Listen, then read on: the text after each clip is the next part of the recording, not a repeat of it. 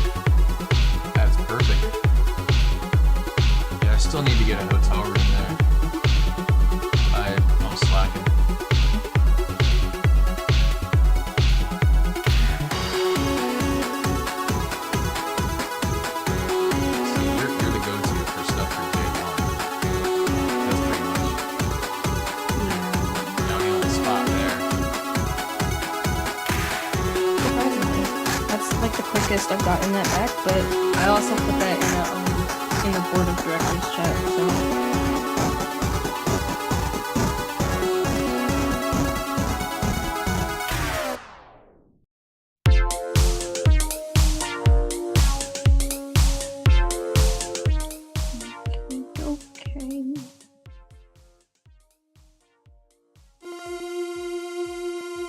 Attention, you are now tuned in to Pass the Controller. Game on. Round table, show me your moves. How these moves get good and get in the groove. Gears of war like Sonic hopping the tuck. You don't want the smoke, you'll get bodied by MCKNUX. Come for the characters, stay for the content. Stand from the elite to the civic mind. Conventions are streamed, the topics deceased. So tune in, peace and hair grease. Let's go, baby. Peace and hair grease. Pass that, pass that, pass that, pass the controller.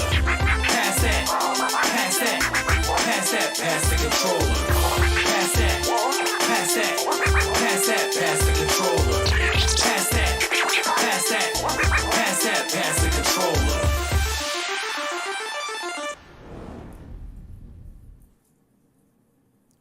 What it do? We are live once again. Welcome to another episode of Pass the Controller. That is right.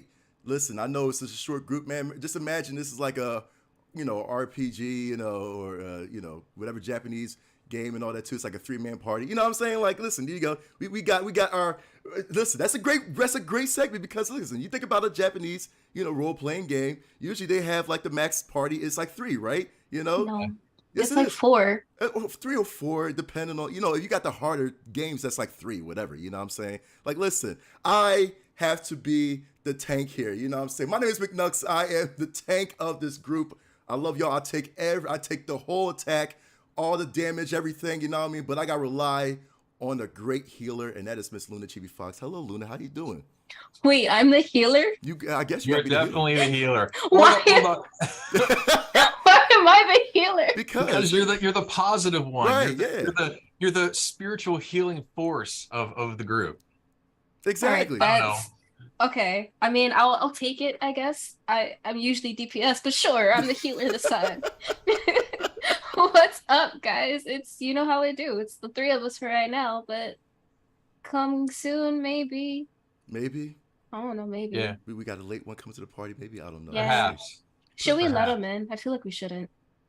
Is he here? Is he? No, not yet. I'm about to say, hey, we ain't gonna let him in. You know what I mean? Listen, coming too late in a battle, you know what I mean? You can't come in like that, you know? But it's good to have you here. Listen, you know what? Nah, Luna's like the archer. There we go. Luna's like the double. Yes, double I archer, am range. Let's go. Yeah, she's range. You know what I mean? Like, listen, we don't need no healer. What kind of game will, you know what I mean? You have to depend on the healer, man. You know what I'm saying, Civ? You know? Civ. Yeah, sure. Civ is like the mage. Civ is all I'm about. the mage. I I can thought see I was that. the thief. Oh, you are the thief. You're right. That's right. Kind of the thief. That's ¿Por qué no true. los dos?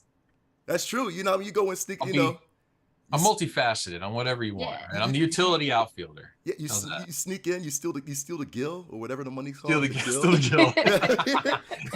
gill. He said gill. He's straight dropping the RPG You terms. steal, Man. I you like steal the that. gill and everything too. You know what I'm saying? Yeah. Like, yo, that's what it is, man. Hey, listen, that's what we do here, man. Listen, this week we are Pass the Controller people, and like I said, this is a talk show where a bunch of best friends get together. We talk about anything and everything video game content related, man. Anything that's happening in the video game community, just for you. What's happening right now? Actually, before we get into what we've been playing, man, we want to give a big shout out, man, to our next event that we're going to, and that is J1 Con. That's right, J1 Con. I'm actually going to put this up here for the screen real quick, man. If y'all don't know what J1 Con is, J1 Con is the anime game convention. It's the only black-owned, the longest black-owned. I gotta get that right. There you go. The longest black-owned gaming convention in the United States, man. I was like surprised because I was like, wait, it's longer than BlurCon? Yes, it is. Yeah. It's longer than BlurCon. Yeah. This is our 10th year. Wow, this is 10th year. So if you are, it's going to be held at the Showboat Hotel in the beautiful Atlantic City, Georgia. I said Georgia, didn't I? Georgia? What? Atlantic City, Jersey. What? I had Atlanta and then Georgia and Atlantic City. You know, they say tank characters are naturally dumb. So I don't know, man. That's not right, man. We are listen. Atlantic City, New Jersey. I had Atlanta in my head. I'm like, wait, I wish we go to Atlanta. We are held in the beautiful Showboat Hotel Casino, and it's gonna be beautiful in Atlantic City, New Jersey, man. Come down November 4th to the 6th. Tickets are available at j1con.com. And hotels are also available too, so get them while they're hot, especially Showboat Hotel. So they're running out. They are running out. That's right. So if you have the time, please get your tickets, get your hotels right now. We have a panel there for sure. Come meet all of us. You know what I mean? Make sure you pick up Luna when you get a chance to. When you go over there, I'll be running around. We'll play Find the Luna. Find a Luna. It's so hard, man, because like she's not as tall as a lot of these tables out here. So I'm tiny. So that's what's going to happen. Like I said, make sure that you fly over. You only have a month. Yeah, like a month and some change left. Yeah, a month and some change left. Yeah, it'll be here before you know it. Jeez. So that's what it is. J1con.com. Get your tickets, man. Come see us, man. We got a panel. We're going to give away a lot of prizes too, as usual. You know, so definitely be here, man. We're going to talk about the talking topics of our panel once we get closer to J1Con, man. But for now, like I said, this is great, man, that Jason has actually added us in the mix. So yeah, that's gonna be good. That's gonna be we're gonna have a table, we're gonna have a panel, we're gonna be running around doing stuff, meeting and greeting, gaming, doing all the PTC stuff we do. Yep. So check us out, man. It's gonna be a blast. Absolutely. So I can't wait, man. That's always a vacation for all of us, man. Like seriously, it's so much fun. For y'all. Luna sadly works J1Con as well too. So that's what healers do. Exactly. You got to run around. You got to make sure everything's good. You know, it's support. This is why I don't want to be a healer. This is why I'm DPS. Let me deal damage. I want to be destructive. Hey, listen. That's what it is, man. Luna has to. It's so funny how she's part of a panel. She works a con. She's a board member. You know, she does everything, and she has time to like look at those rosy red cheeks of hers, man. That's amazing, dude. She has time to smile. You know what I mean? Like that's amazing, dude. Seriously, I'm surprised that she's not pissed. You know what I mean? Like for real, just pissed. Okay, she's pissed off screen. I gotta smile so I don't cry. I mean, listen, that's why we love you, Luna. You are the hardest working woman. And matter of fact, real quick, but big congratulations to Luna, like I said, for being nominated. I know it was for those that followed us and follow our social media accounts and all that too, and our Discords. Luna was nominated for 3 awards from the Game Hers Awards. So yeah, like I said, and voting ended yesterday. So I know they're going to tally it up and all that stuff. When do we get to know? When do we find out? To my understanding, that was just like it was the overall voting, but then there's still the finalists and everything before the winners. Okay. I was checking. I don't get to see like how many votes I got. I'm gonna assume they're gonna put something out like quickly. I didn't ask. Yeah, no, for sure. I'm definitely gonna ask them and see like how that goes and whatnot. I highly doubt it, but if I made it to like a finalist, then like I would be beyond humbled, and you guys are all of the best. Like this is peak support the homies energy, and I live for it. Thank you guys so much. Well, we do. Yeah, in either way, like win or lose, Looney, like no, you said, seriously. just the recognition and all that too, and the hard work that you put up. Like seriously, I mean, being a journalist, journalist, because I mean, obviously, dude, like, just listen, you go around, talking to indie devs like crazy, man, and then like, getting the scoop and all that stuff, man. So honestly, dude, that's for real, like you, dude, you've done a lot, like seriously, get the recognition up there, man. You deserve it. So win or lose, obviously, dude. Yeah. Listen, I honestly, like, I can't. What's that? Go ahead. I was gonna say I can't like describe how thankful I am. Like again, win or lose, just the fact that I was nominated at all, and the fact that anybody even voted for me is insane. Yeah, absolutely. So well, just when you do your acceptance speech, don't forget the little people. Yeah, right. At PTC, who your bros in the background who are hyping you up. The biggest people. PTC is the best. What? Right. Thank you. Can you imagine go up the stage like, I like to thank myself and I'm out of here. That's it. You love me. You really love me. I can see me, myself, and God. Let's go. I can see that happening. So holy crap. All right, we stalled so long enough, Phil. Seriously, man. So, like I said, what we do is we get into the meat and potatoes. We talk about what we've been playing. Actually, I kind of want to go first real quick because like I was playing a game this Friday, to be honest with you, man. It was so honestly, dude, Civ, you'll be kind of like shocked and awe a little bit too. So I was playing Contra Road Court, man. Contra Road Court, I forgot when this came out. This came out 2 years ago, I think, Civ? It says on the screen there 2019. Yeah, 2019, right? Yeah. So I got a chance to play this because it was on sale on Steam, right? I was the lucky ones to pick this up, for cheap, real cheap. Honestly, for all the ridiculous, like, reviews and people like hating on it, I actually kind of like it. Dude. It plays a lot of, it's like a lot of, I guess, what is it? It pays a lot of homage to older Contra titles. It pays a lot of homage, like that door, when you shoot through the door and all that too. Contra 1. Now, Seth, you look at this, right? What does it remind you of, right? What does this remind you of? Which Contra? As you look at this cutscene, and first of all, they don't have the original characters. They don't have Bill Reiser. They don't have Lance Bean for sure. You know what I mean? Because Kinetic. Oh, that's definitely your boy from Alien Wars. There you go. Yeah. That is Big Fuzz. I didn't know the robot name was Big Fuzz, dude. But that's Big Fuzz.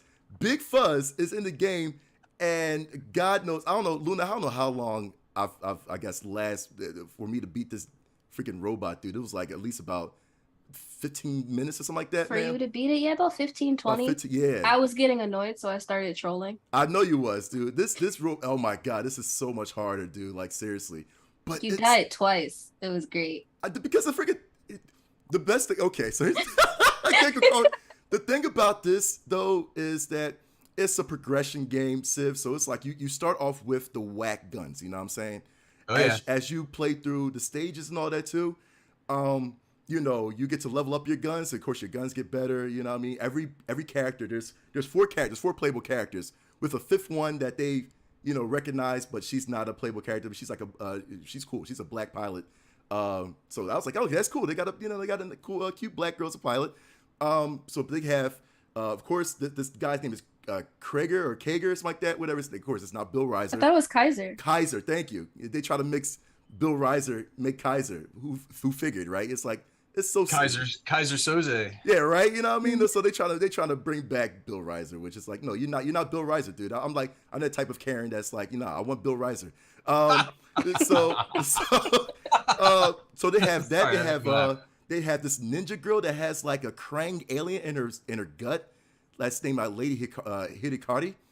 and her superpower is basically like she has a sword in her gut, and when she want to unleash her power, she takes a sword out, which is so cool. They also have a panda bear, which panda bear, you know what I mean, with a Gatling gun. It's a panda bear, you know what I mean? And they also have like an alien too, which is he is so cool. His name is Gentleman. And is he an alien? I thought he was a robot. he's like an alien robot, I guess. But what his superpower was, Luna, is that remember he sticks your tongue in his enemies, and all of a sudden they blow up like from the inside. So he French kisses his enemies and they blow up, yo.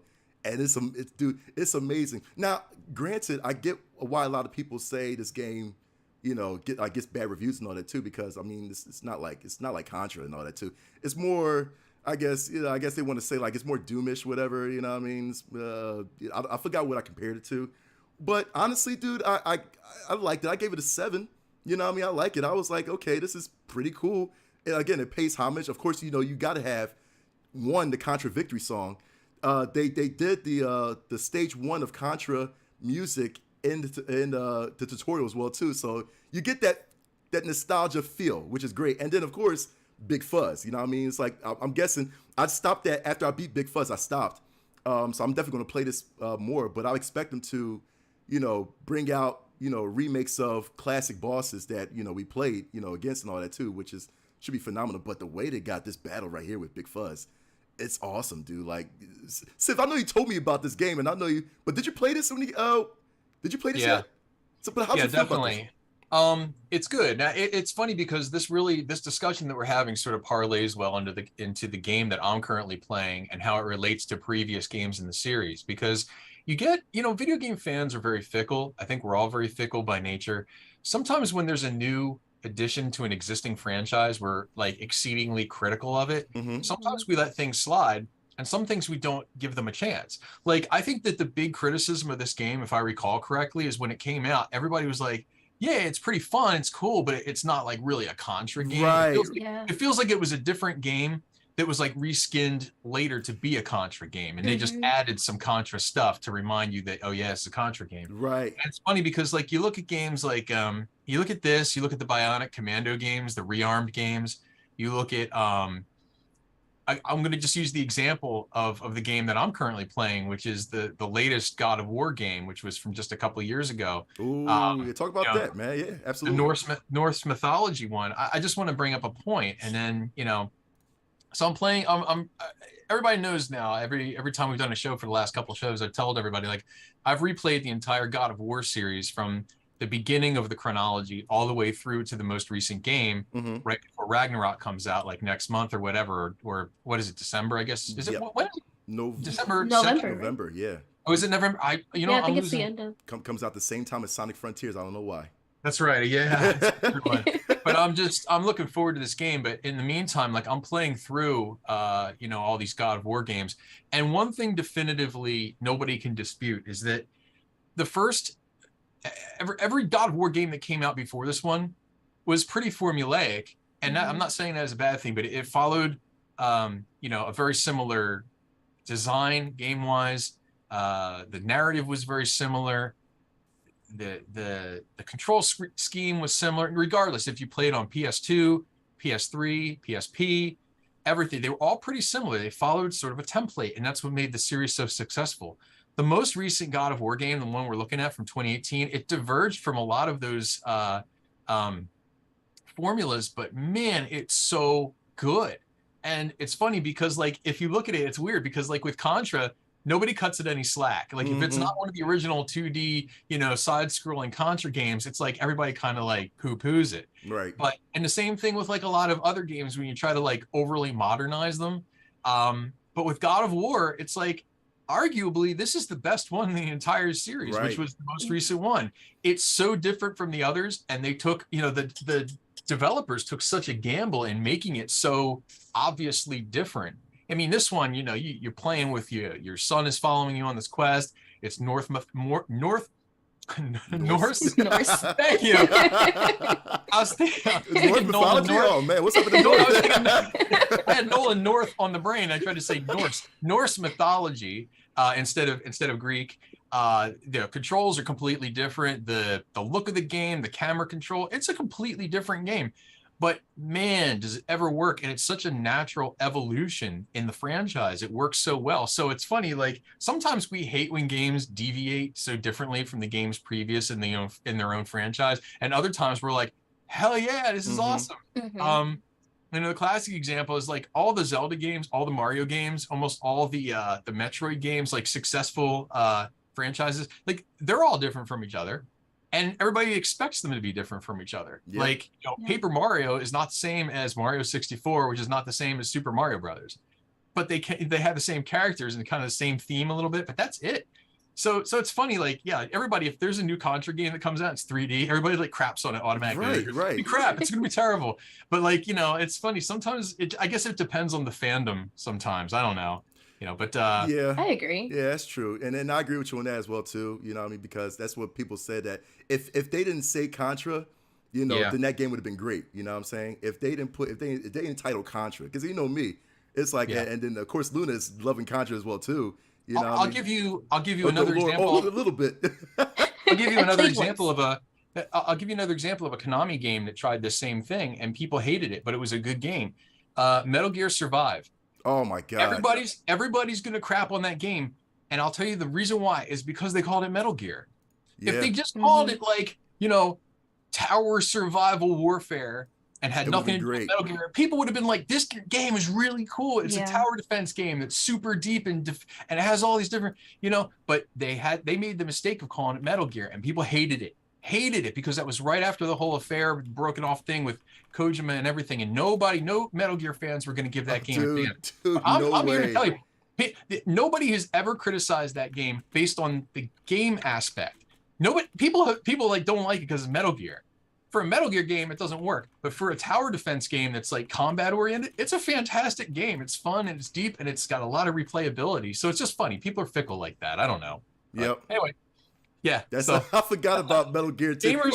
Gamers are fickle, man. It's one of those things. It's like, oh yeah, we don't talk about that game because it's not Kojima. Yeah. But I understand. Yeah. If they would have renamed it, I feel like everything they should have, all the renames and stuff like that. Yeah, you know what I mean. Like it probably would have been better for sure.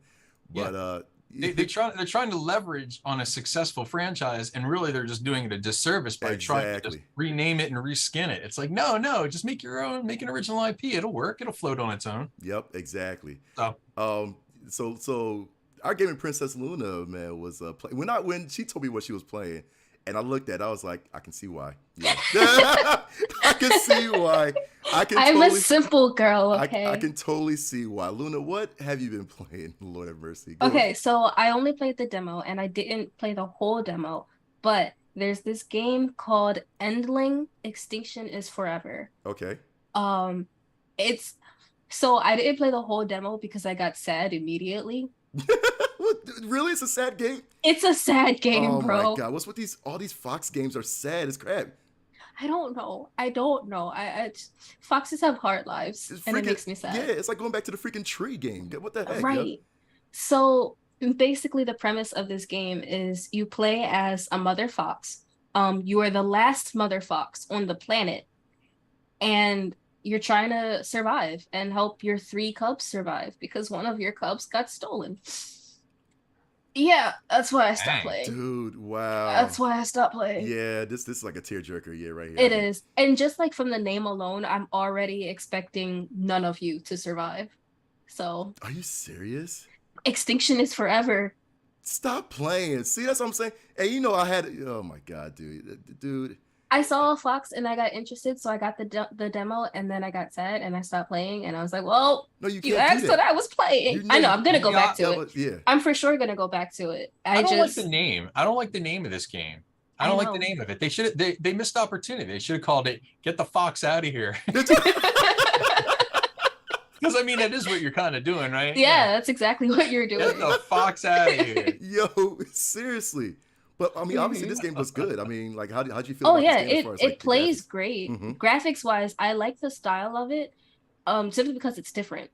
And I noticed that like a lot of the Fox games that I play, the style and the gameplay is really different. Like, as you can see, it's really linear, right? Like you can only go front and back. Right.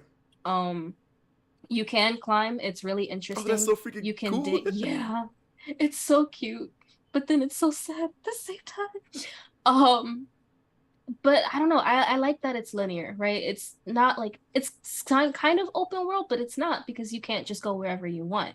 There's a set path and you can go front and back.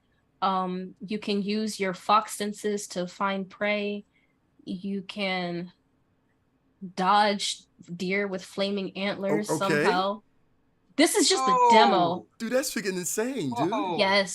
Yes, it is. But she survives. And the deer dies. This is freaking. You know what? I need to work for PETA now because I would have freaking got on people. This game, dude. Dude, this is freaking sad, yo. But the premise is so great because I feel like the overall message is just like watch what we're doing to the world, because the whole thing, right?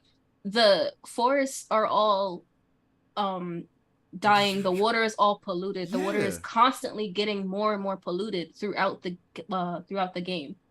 So like in the first couple nights, you're trying to find food for your cubs and you end up finding fish. Right. But you can see the water getting more and more polluted and the fish are less and less present.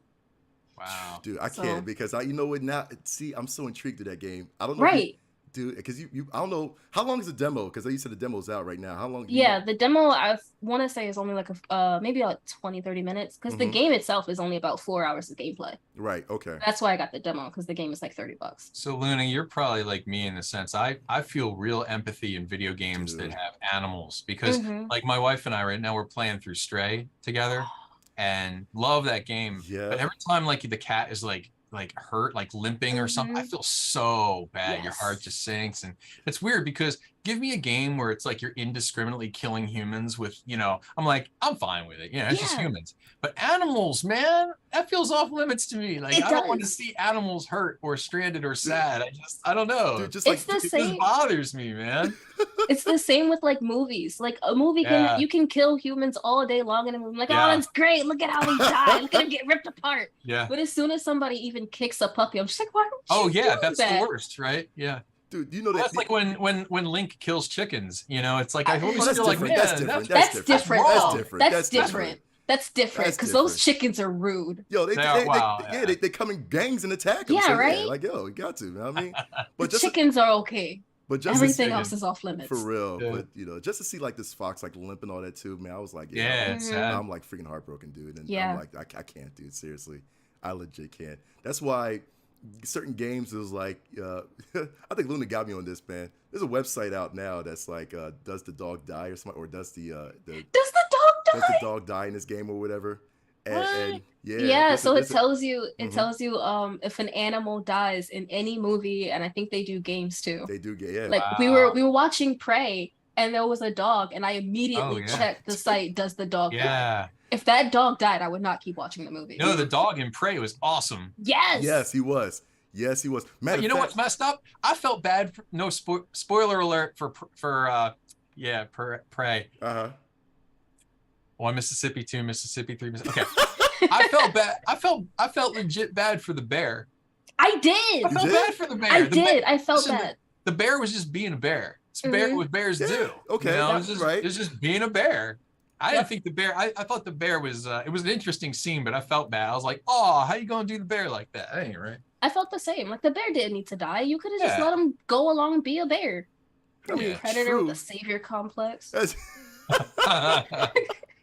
But dude, it's insane too, man. Because I was like, when I think I was playing recently, A Plague's Tale. That's a really great series to play, right? Yeah. And of course, the girl Amicia has the dog in the beginning, and the first thing I actually checked was, I had to check it. I was like, does the dog actually die? And be a spoiler alert if you didn't play. Yeah, it does. But I was like, crap, dude, what the heck, man?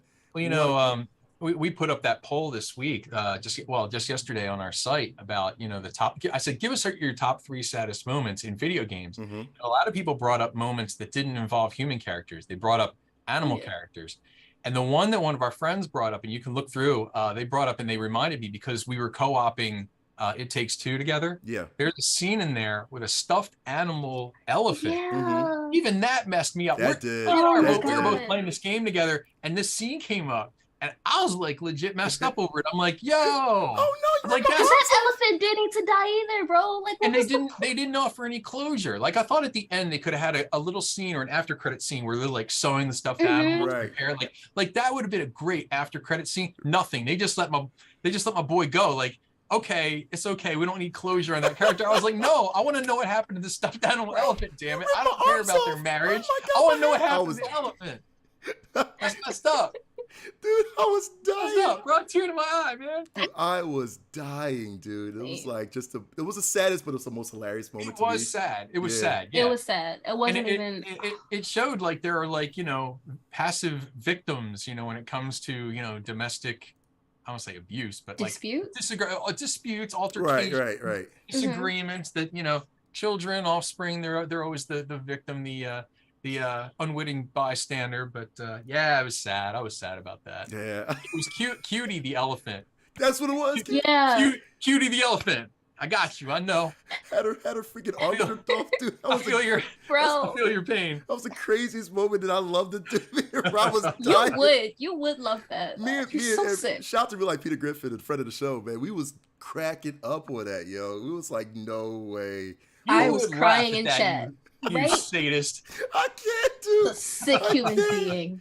Dude, it was, yo, and I was like, yo, they got it. I was like, wait a minute, because they had to make her cry. Anyway, yeah, man. I was like, man, it's gonna make me cry, man. Yeah, I want to see the elephant, man. The elephant, and you know, I felt like it was part of like the underground ivory trade or something like that. That wasn't right.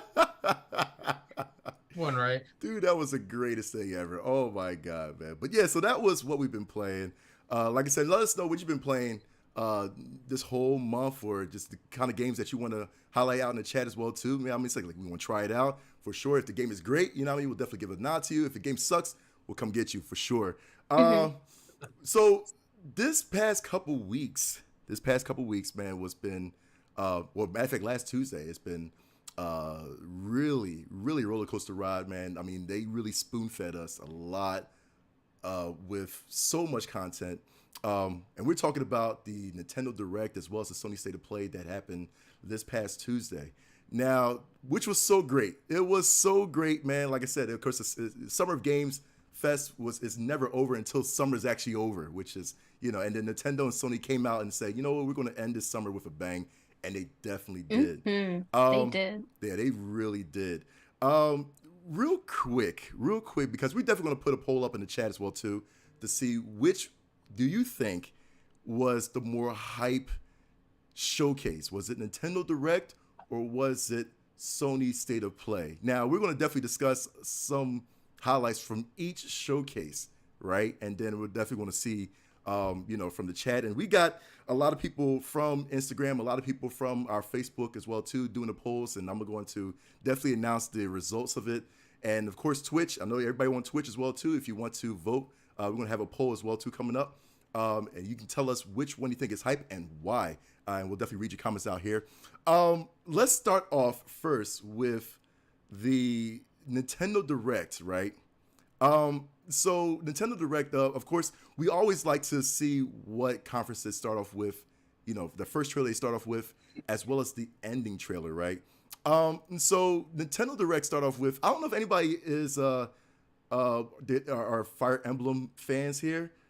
But to be honest with you, Fire Emblem Engaged is what Nintendo Direct start off with. And to be honest with you, it looks, I'm not a Fire Emblem fan, you know, but to be honest with you, it looks amazing. It really looks amazing. Like I'm thinking like just the whole Fire Emblem series it carries on, you know what I mean? So if you want to figure out, I don't know if the story, you know, continues from a past Fire Emblem or whatever, but it looks good. It looks good. I'm talking about like just the characters. They're trying to be Xenoblade. That's what it is. I feel like trying to be Xenoblade. You know what I mean? Are Luna and Civ, are y'all both Fire Emblem fans or?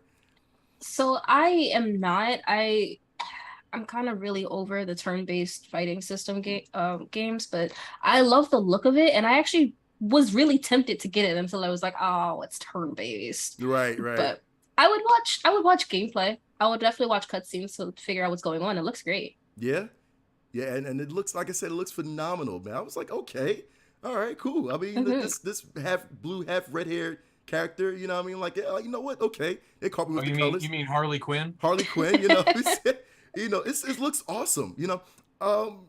Now I know I get what you're saying too, Luna, as well too. Like I'm not a turn-based. I mean, I play certain turn-based games that are, you know, that really catches me, you know, especially early on. Like, like I would say, freaking Xenosaga, which won turn-based, in Final Fantasy. You know, that was original turn-based games that got me, you know, going to turn-based. And then for me, it's like turn-based is not really. I ain't gonna lie. I still do play turn-based, but not a lot. I don't prefer it. You know what I mean? Yeah. But honestly, I mean, this is. It does. It looks really good. Well, first of all, let's define what this really is. This is more of an amalgam of the the turn-based, you know, traditional RPG style, which you referenced at the top of the hour there, Knuckles. You know, and it's also a bit of like, you know, the Final Fantasy Tactics Battle Ogre approach. You know, it's pretty cool. Like, I mean, it's an acquired taste, but I like it because I kind of grew up with RPGs like this. So for me, it's like I like that it stays true to its roots. There's a lot you can do in games like this. I find them to be, you know, really, really deep. You can thank Dungeons and Dragons for all this stuff. That's really where this started. You know, you're talking about like, you know, going back to like the board game sort of genesis of role playing games that are like this. So, you know, to me, it's like an homage of that sort of game style from the board gaming days. I mean, look at that. That's great. Like, yeah, it's like a Final Fantasy Tactics, and then it like, and then it merges it with like, you know, semi-real-time RPG elements. I dig that stuff. You know, I like it. So, and you can't beat the art style. The art style of this looks absolutely amazing. Right. I definitely dig it. It's got a cool anime look. It's not overly stylized. It still just looks really good. It's like looks good and clean. I dig it. I really like the game, and I like the series. I think it's really good. I don't think we talk about it enough. True. Honestly. Okay. That's true. And right now it comes out January 20th, man. So you know, New Year's resolution. If you want to play some more turn-based RPGs, then, you know, by all means, that's definitely going to be that's my New Year's resolution. New Year's resolution. There you go. That's actually a good idea, though. Right? You know, I want to play more turn-based. Let's go. You know what I mean? Let's do that. So here's another one I actually wanted to, because this caught me off guard, and this is a real dude. The freaking fitness boxing, but it's freaking Fist of the North Star, dude. What in the dude? Anybody's a Fist of the North Star fan? Cause what? This thing, dude. Civ, I see you play this all day, dude. You know, I'm saying I know for a fact they made this game for me. Dude, they did. They're like, I know what Civic would like. A fitness game based on Fist of the North Star in first-person perspective. I'm like, yo, you got me. You had me at hello. By the way, I think isn't this actually technically a port of an arcade game? Yes. I swear I've seen this in the wild. Yes, I believe you're right. I believe you're right, dude. Because there is it's either identical or at least very, very similar to this, and I'm telling you, it's fun. So I just want to make sure I have my facts correct on that, but that's a cool concept. Dude, especially this thing like that. Yeah. Right. Yo, that trips me up every time. And I watched Fist of the North Star like within the last year. I had to watch it again, and the whole time I'm like, we need more good Fist of the North Star games, because some of them are really good.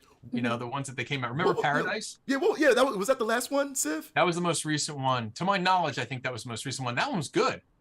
It was called Paradise, wasn't it? Yeah. Was it? Yeah, I believe so. So. Right.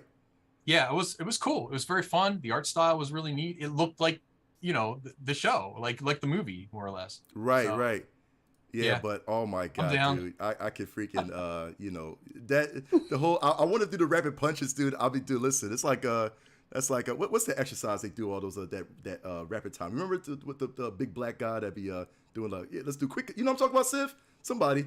No, the Debo, not Debo, the dude. Like, I was about to say. You talking about Billy Blanks? Is that the black dude? That's the black dude, right? The dude, the Ty Bo guy. Ty Bo, thank you, man. There you go. Yeah, dude, Billy Blanks. Dude, you don't see his commercials ever, dude. You know what I mean? Like, yo, it's he's weird. Like 90 now. I don't know. Is he 90? Oh, dang, go ahead, cause never mind. I mean, I don't know for a fact. He'd still kick my ass. That's all I know. So, dude. You know, here's my question. When it came time to make a first-person boxing game for exercise purposes, why would Nintendo not license Punch-Out? Well, yeah. Isn't that the obvious choice? Like, why not do a Punch-Out game that's the same thing? Like, isn't that kind of what, and Punch-Out, we've had this discussion before. Punch-Out has never been a boxing game. Punch-Out is a rhythm game. Right, it's one of the earliest examples of a rhythm game, you know, because you're reacting to what they do. You're rarely ever do you initiate an attack in Punch-Out. 9 times out of 10, if not even more, it's because you're countering almost all the time. You're picking up visual cues and reacting in real time. So for me, I was always like, that's a rhythm game. It's not even a boxing game. So true. That's true. That's a good point. Yeah. You guys can discuss. No, that's a good point. I mean, I don't know why they didn't go with that route. You know, I mean, which would probably been better. But you know, listen, Fist of North Star, man, Fist of North Star. Yeah, I mean, it looks cool. Yeah. You caught me with that, man. And then obviously, like I said, we was talking about like turn-based RPGs. This is a game I've been playing. I got to get back into. I got to finish it, which was so cool. You got to try it out too. Just the art style is beautiful. It's Octopath Traveler. The second one is announced as well too, and I'm so excited. Even though I didn't finish the first one yet, I'm like halfway done. But like I said, this is one of the. Shame. I know, Luna. Listen, I feel freaking horrible now, man. Like seriously, but it's beautiful though. Like this is the most recent RPG that I'm into. You know what I mean? And I recommend it. I really recommend playing the first one first because again, you get to you know, journey and understand every character. And the same thing with this second one. Right now, they're announcing all the characters, so you get to play as each character in the game and go through their story. And it's like you'll fall in love with a character, you know, chapter after chapter after chapter. It's beautiful. So, like I said, this is definitely one I would recommend playing.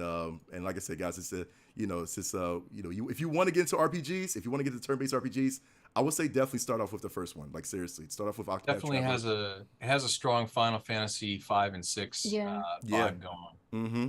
Yeah, So. absolutely.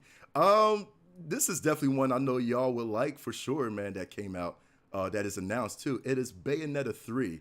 I don't know how, dude. She's back. Like she is back. She looks good. I love the dress, man. I said that during the freaking my stream. I love the dress, dude. Oh my god. Like seriously, they always come back with her looking better than before. You know what I'm saying? Like Of course, she can't look the same as she did the last game. What do you think this is? I know, yeah, but good lord, that's so freaking. She's phenomenal, dude. Like seriously. I have 2 questions. Mm-hmm. She's a witch and she's super powerful and all this kind of stuff, and I get the whole deal. I got 2 questions. 1, how do her glasses stay on when she's doing all that stuff? Oh man. And number 2, if she's that good at being a witch, can't she correct her own vision so she wouldn't need glasses? That's a fashion statement, dude. And I because know, magic. I'm kidding. I'm being funny. Right. Because No, magic. and 2, because Lenscrafters sponsors her glasses too. So yeah, that's why you know that's why she stays on, dude. So no, I dig the look. It's funny because that's the first thing I always think. I'm like, what's keeping her glasses on her face? Magic. You know? She's got the little band behind there, you know. Oh my god, dude. Seriously, like she'll never put her hair up in a ponytail because it's hiding the back where the glasses strap is. Yeah, dude. But obviously, dude, like the whole thing. He's the Charles Oakley of the witching world. It's the Charles. No, what was it? No, it wasn't Charles Oakley. Who am I thinking of? Horace Grant. I'm sorry. That's right. Yeah, Horace Grant with glasses. Grant Yep, his glasses never came off during any game, dude. It's wild. The Rip Hamilton. Like seriously, I say Rip man. Hamilton. Rip Hamilton's from a hometown, so I got to give a shout to Rip. Of course, you know. Hey, so dude, it's a Bayonetta, man. Like I said, I've watched a lot of people play Bayonetta. Mm-hmm. You know, I don't know, man. Luna, is this a game you gotta grab? Like seriously, It is, but at the same time, like you, so I've never played myself, but Mm-hmm. I've watched gameplay. Mhm. So I feel bad just grabbing 3 without playing the rest of them. right. That's. But what I I'm figured gonna watch. I figured that. That's true, man. And walking in the chat says I'm waiting for this one too. Oh yeah. Listen, I feel like this Looks is good. phenomenal, man. But the best thing is, it's like you're not playing only as her. I think she has like a student or something like that or whatever. You know what I mean? Or you know, she's from what I think they said. She looks like Tank Girl, man. You know what I'm saying? Like you want to look it up. She looks like Tank Girl. You know, so she has like a student who's wild and crazy, whatever, man. But yeah, this is. So are these that Fist of the North Star game and Bayonetta 3, are we determined, are they Nintendo exclusives now, or they're Nintendo exclusives? Yeah, I don't see. we're not gonna see. I didn't know. Well, I mean, I didn't know that Nintendo had the exclusive licensing rights for well, Bayonetta. Yeah, maybe okay, I can buy that, but not Fist of North Star. I don't know. Fist of the North Star. I'm like, really, because that would be an ideal like VR game. You know what I'm saying? Yeah. That's true. But I don't know. Now, that would be great. But then throwing it out there. But let me ask you this though: what other that Fist of North Star game that you was talking about earlier, Civ? What was that? That was on PlayStation, right? Was that exclusive on PlayStation or no? No, I don't think so. I think it was on Xbox also. Right. Okay. And it may have been on Wii U. I don't know. Honestly, I don't know if Nintendo ever got it or not. But no, and it was I'm praying I'm getting my facts right because I'm just going by memory. But I think it was a Sega release, wasn't it? Ooh, yes, it was. Was it? It was. Yeah, it was. Yes. So that's why I was just wondering. I didn't know if that was an exclusive title. And Bayonetta has not always been a Nintendo exclusive. That's why I'm asking. Right. So I don't know. I mean, maybe they did get exclusivity or limited exclusivity. So I don't know. That's interesting because that's right. Yeah, you know that's interesting. Yeah, well, that's why I'm saying I'm like I don't think that they're exclusive, but I just don't know. Sometimes when it's funny because like it's kind of like when Sony debuts like a Tomb Raider game and Xbox is kind of like, hey, we're getting it too, but now they can't debut it at their own show, so it's kind of like they're sharing the glory over a game that might be cross-platform, but it only gets announced on one company's show, so you never know. That's true. That's a good point, man. That's why I asked. I didn't know if anybody had any information on that. Not that I know of, man. But I think they're gonna, Nintendo's gonna stick with, Bayonetta, man. I mean, that's. If only we had an intern that could look this stuff up for us. See, that's why you shouldn't let him on. He should just fire the intern. Yeah, we're gonna. Nick is somewhere out there drinking people, so yeah, he's probably. Oh my God, man! But yeah, I really think that it's interesting, man. I think Nintendo just scooped that up, man. So it's like Bayonetta is the face of Nintendo. I don't feel like that she's going to go on any other platform, to be honest with you. And fine with that. You know what I mean? Like seriously, Nintendo needs some more, along with like Samus. You know what I mean? Like Nintendo always gets, bad women, man. That's like freaking dope. You know what I mean? Like seriously, I'm not talking about bad. Like I'm talking about like these. Bad meaning good. You saw the look that I gave you for a second. I was like, what are you talking about? Bad how? Finish that statement quickly, sir. I know. I was looking at your face expression too. Holy crap. And of course, to top it off, Nintendo has dropped a bomb. And we always talk about the ending. We always talk about you got to end the showcase well. Nintendo dropped the bomb with tears. I don't get that. So okay. Tears. No. It's Tears. It's Legend of Zelda. We all thought it was Tears of the Kingdom, right? Nintendo corrected us and said it's Tears. Tears of the Kingdom. What the hell is Tears of the Kingdom? You know what I mean? Like it's like again, exactly how it sounds. No, Tears of the Kingdom. The kingdom is tearing apart. I thought they clarified that it was tears. Am I wrong? They said tears. Because we thought it was like well then. It's tears, yeah. We thought it was tears at first. I literally learned this 3 seconds ago. I swear I thought it really was tears. We thought it was tears too. Yeah, we thought it was tears. I even made that meme, and people were like, "Oh yeah, I know, it's weird, right?" And I'm like, "Oh my gosh!" I'm like, "Wait, so it's not really a meme? It's legit." It's legit, yeah. Nintendo came up and was like, "Hey, listen, yeah, we want to clarify it's tears, like as in ripping paper." I'm like, so.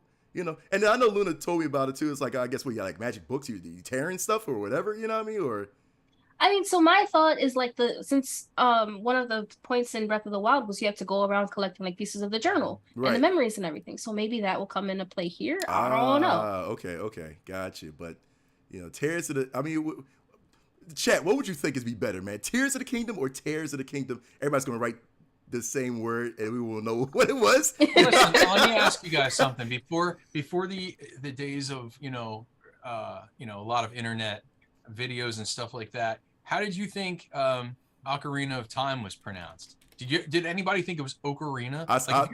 If you never heard of that musical instrument before, like many of us, you just don't know. I never heard of an ocarina before that game. Yep. So I just thought it was ocarina. I thought it was ocarina too. So I went around forever just pronouncing an ocarina of time, and then somebody was finally like, it's ocarina, right? And I'm like, I have never heard the word ocarina, but thank you. Now I've learned something. So damn you, Zelda, always teaching me how to mispronounce stuff.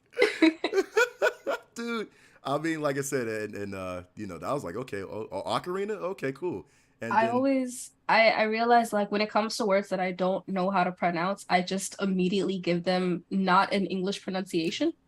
Yeah. You'd be like, flourish, and I ain't gonna stop. Let me not start. Let me not start. But yeah, you well, go. It's kind of like how that game isn't actually pronounced hardcore.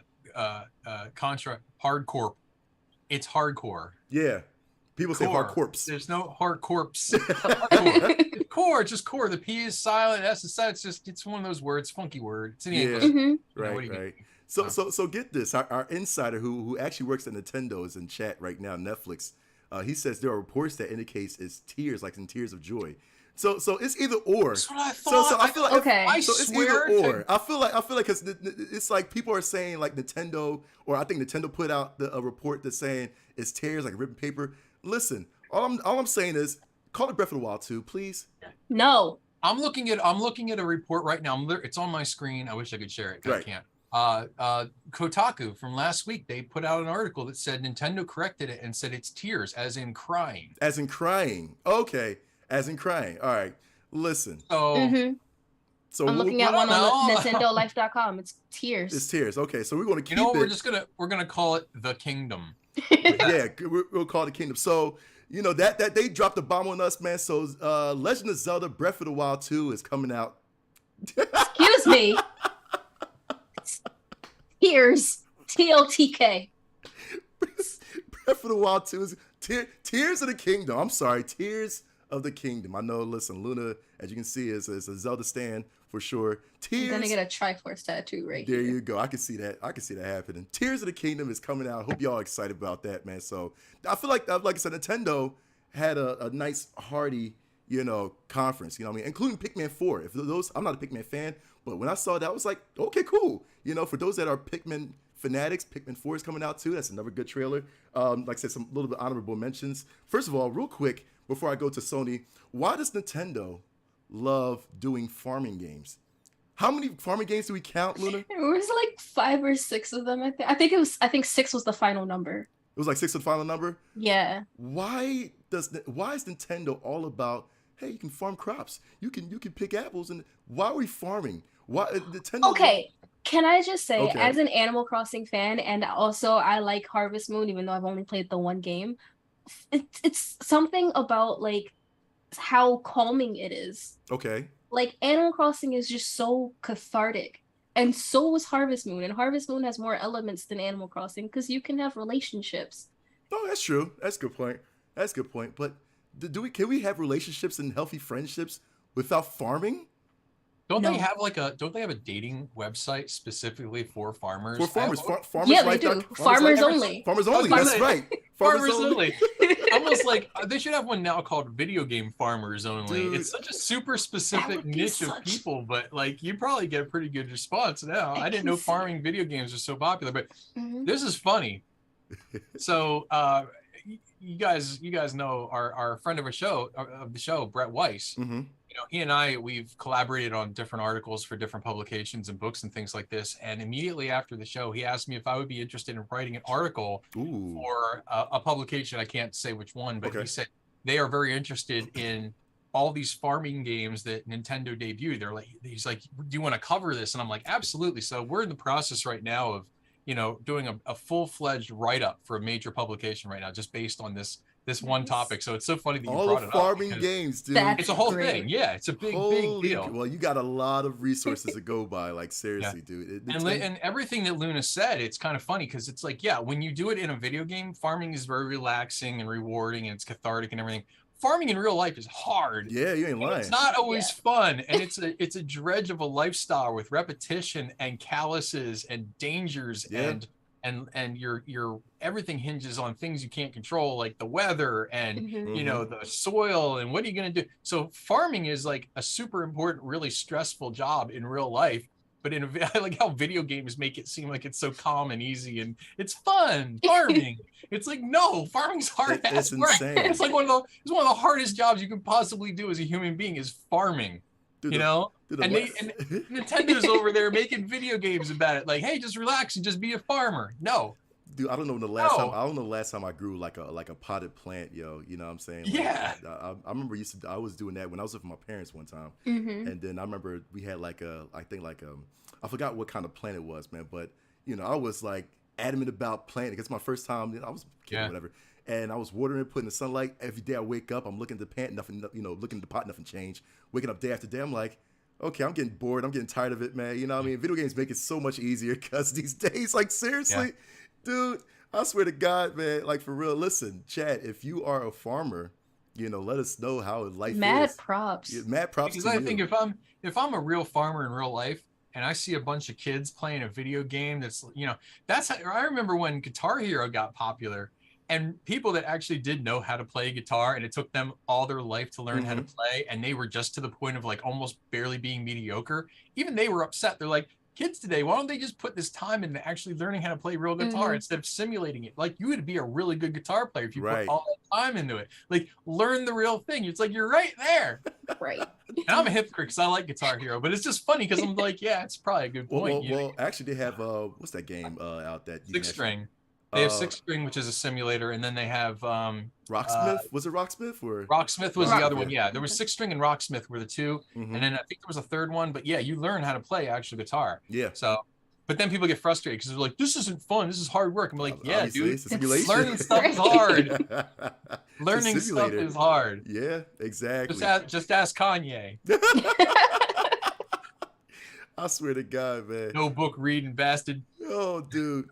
So that was Nintendo. I mean, I don't know what grade, like what you would give Nintendo as far as like the way their conference went about the titles that they dropped. You know what I mean? Like, I don't know. Like for me, I think I kind of gave it like an A. You know what I mean? I forgot what I said. You know, when I was streaming. Oh wow. But I said an A. I really said an A. They did a great job. You know what I mean? Like, seriously, they showcased a lot. I mean, it was a long conference too.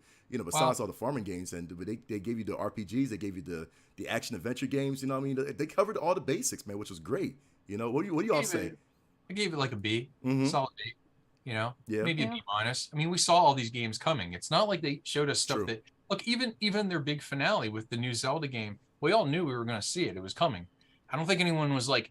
No one was like blown away, like, oh, I didn't know there was going to be another Zelda. Like, we knew. I mean, it's okay. Yeah. Right. It looks great. Thank goodness. That's cool. But, you know, I mean, I don't think they dropped anything on us that was completely unexpected. I mean, we knew Bayonetta was coming. We knew Octopath Traveler 2 was coming. We knew the only surprise, I think, really was like the Fist of the North Star thing. Yeah. I didn't see that coming at all. But all these farming games, I was kind of like, wow, Nintendo really does like to kind of like go in ebbs and flows with things. It's like they go in like, you know, they get into a mindset and they start doing one thing and then they'll deviate from it and you know they meander, but it's fine. It works for them, so it's fine. Now I'm not criticizing. I mean, it would be a solid B. Now, what would have blown my mind is if we saw like a Metroid Prime 4. I was just going to ask you that. Yep. I'll be honest with it. When we saw Metroid Dread come out, that announced, that's an A+ move. Like we didn't see that coming. There were rumblings about a 2D Metroid game for a while, and then they simmered down, and all of a sudden they just dropped that on us. We were like, whoa! So. Yeah, no, it was a B. This most recent one, it looked good. You know, if that's your thing. You know, I noticed they don't do any. They stay away from sports games. They stay away from driving games. They don't do simulators. They don't do fighting games. There are a lot of genres that Nintendo kind of just ignores. You know, but it's cool. They're doing their Zelda, you know, JRPG farming era right now. That's like their, you know, this is their age right now for that, and then they'll start to go. Next year will be Mario again, and it'll be Smash Brothers again. You know, no, and I'm not. I know I feel you. No, but yeah, I mean, that's just how they go. They'll do a Mario Kart. That'll be a driving game. Yeah. They'll fill the gap with that. But yeah, so that's kind of where we're at right now. Gotcha. Yeah. How about you? How about you, Luna? I initially gave it an A simply because of my excitement for Tears of the Kingdom, but honestly, after watching the state of play, my rating went down. So Ooh. I would give it like a B plus now. Okay, Yeah. B plus, Yeah. gotcha. That's understandable.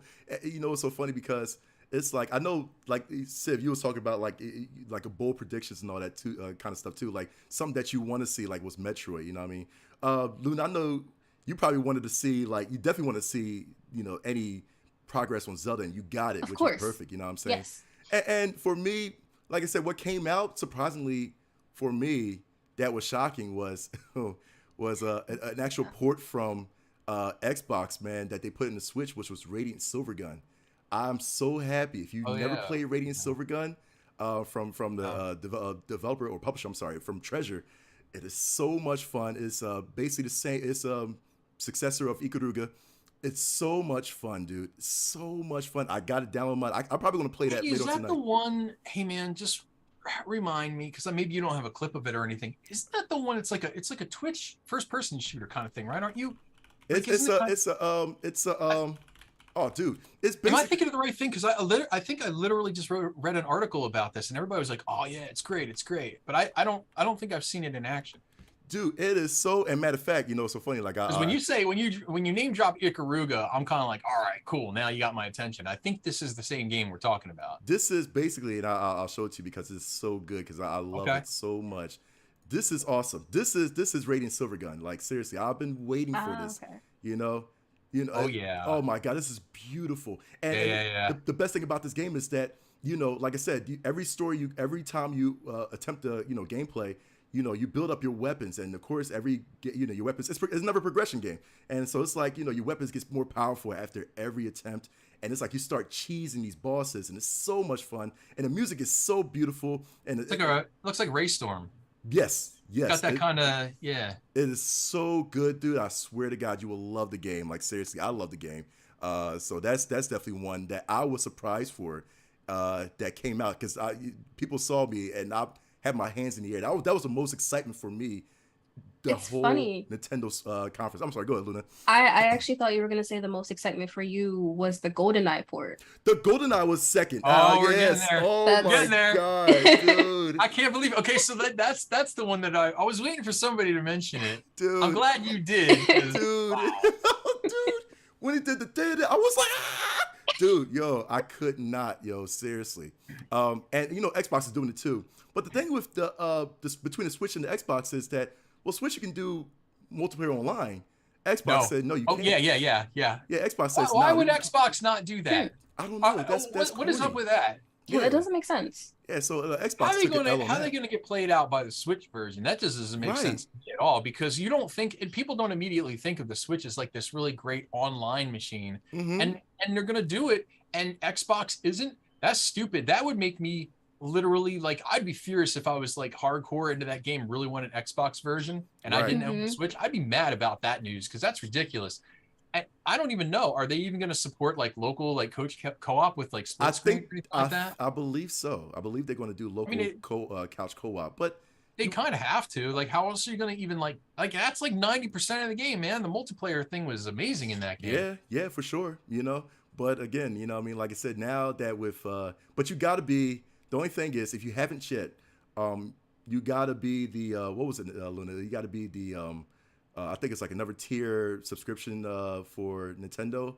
You got to have the N64. It's like it's like the higher tier version, and all that. So you got to the new one. Yeah, so you got expansion pack. You got to pay for the expansion pack and all that kind of stuff too. So that's if you want to. Worth it though for a game like that. I mean, It is. that was the whole reason I bought an N64. I remember I was like a broke college student back when that game dropped, when the N64 dropped, and that was a launch title. And I remember going with a buddy of mine. We went out to a Toys R Us to pick up Star Wars figures for him. Mm-hmm. He just happened to be there when they were doing a demo of GoldenEye 64, GoldenEye 007 64 for the N64. Right. And they had it set up, and you could play it, and had the rumble packs and everything. I literally picked that thing up. We were in a long line to play it too. Picked it up. Walked across the first damn level. I put the controller down. I walked over with my credit card. I need two controllers, 2 rumble packs, and then 64 and that game. And it was like, wow, like $400 Yeah, whatever yeah. the hell. Yeah. I was like, That was the most money I spent like on an impulse buy to play one video game in my life. Yeah. And GoldenEye, that game is so freaking fun. And when you look back and you think it was only made by like a staff of 9 people. Yeah. Look that up. Okay. Look it up. That's 9 true. people made that game. That's The astounding. most addicting game ever too, dude. Like It's one of the greatest games ever made to this day. To this day. Absolutely, dude. Oh my god. We're gonna talk about that N64 controller later in the show too. Oh my god, We'll dude. talk about that controller. I can't wait. I feel like we should have like a PTC day, man, just playing GoldenEye. Like seriously, dude. Like we should have that, yo. Like, that's gonna be freaking dope. Like seriously. No odd job. No odd job. Yeah, right. Yeah, because I know Luna will pick Odd Job, but it's I've never played the game, so I would do it just because okay. you say not to. God, Odd Job was such a cheating Odd character. Job. Odd Job was such a cheating character. Anybody picks Odd, I can't. No odd job, no golden gun. Facts. So Nintendo did a great job. And like I said, chat, let us know what you ranked Nintendo Direct. If you got to give it an A+, an A, B, or you said I hated it was an F, man. Let us know and the reasons why for sure. But let's talk about Sony's State of Play. That happened about a few hours after Nintendo Direct. They said Sony was up. They said, listen, Nintendo started off strong. We're going to start off strong, man. Sony's State of Play started off with Tekken 8. Oh my God. What? Dude. This is Luna's game. Luna loves Tekken, man, for sure. I do love Tekken. Dude. I fell in love with okay, up until 5 I was maining Jin, and then after that it's Asuka. Nah, fair. Nice. I fell in love with Jin when I was a child, and then Asuka came around and she has Jun's scissor kick, and I was like, I lost my mind. Oh my God, dude. Just them starting off with gameplay. Oh my God, dude. This is all Unreal Engine 6 or Yes. 5 rather, right? Yes. Yeah, Yep. Unreal Engine 5. That's amazing. Oh my goodness, I'm so dude. excited. I'm so excited. You have no idea. Honestly, I told myself, I said, you know what, Sony won. Sony won just to Yeah. they started This off is Just starting off with Tekken, I was like, oh my God, what? Yep, because if you can start off, like I said, we always talk about it. If you can start off a conference strong, oh dude, you got everybody's attention. Like, it's like Nintendo did with Fire Emblem, like I said, which there's a lot of Fire Emblem fans for sure, and it's colorful, it's beautiful, and they start off real well. But I feel like Sony But nothing like Tekken, man. beat the crap out of Nintendo starting off with Tekken. I was like, this is beautiful. This is so beautiful, dude. And I was like, oh my God, oh my God, look at that. What? Oh my God. It just makes me. We're gonna talk about these particle effects too. I mean, look at this. Look at all that, like that ray tracing, all that particle effect. Oh my gosh, God. that is beautiful. Dude, I cannot wait. I'm definitely grabbing my hands on this, man. Seriously. Holy crap, dude. My God. I don't even know.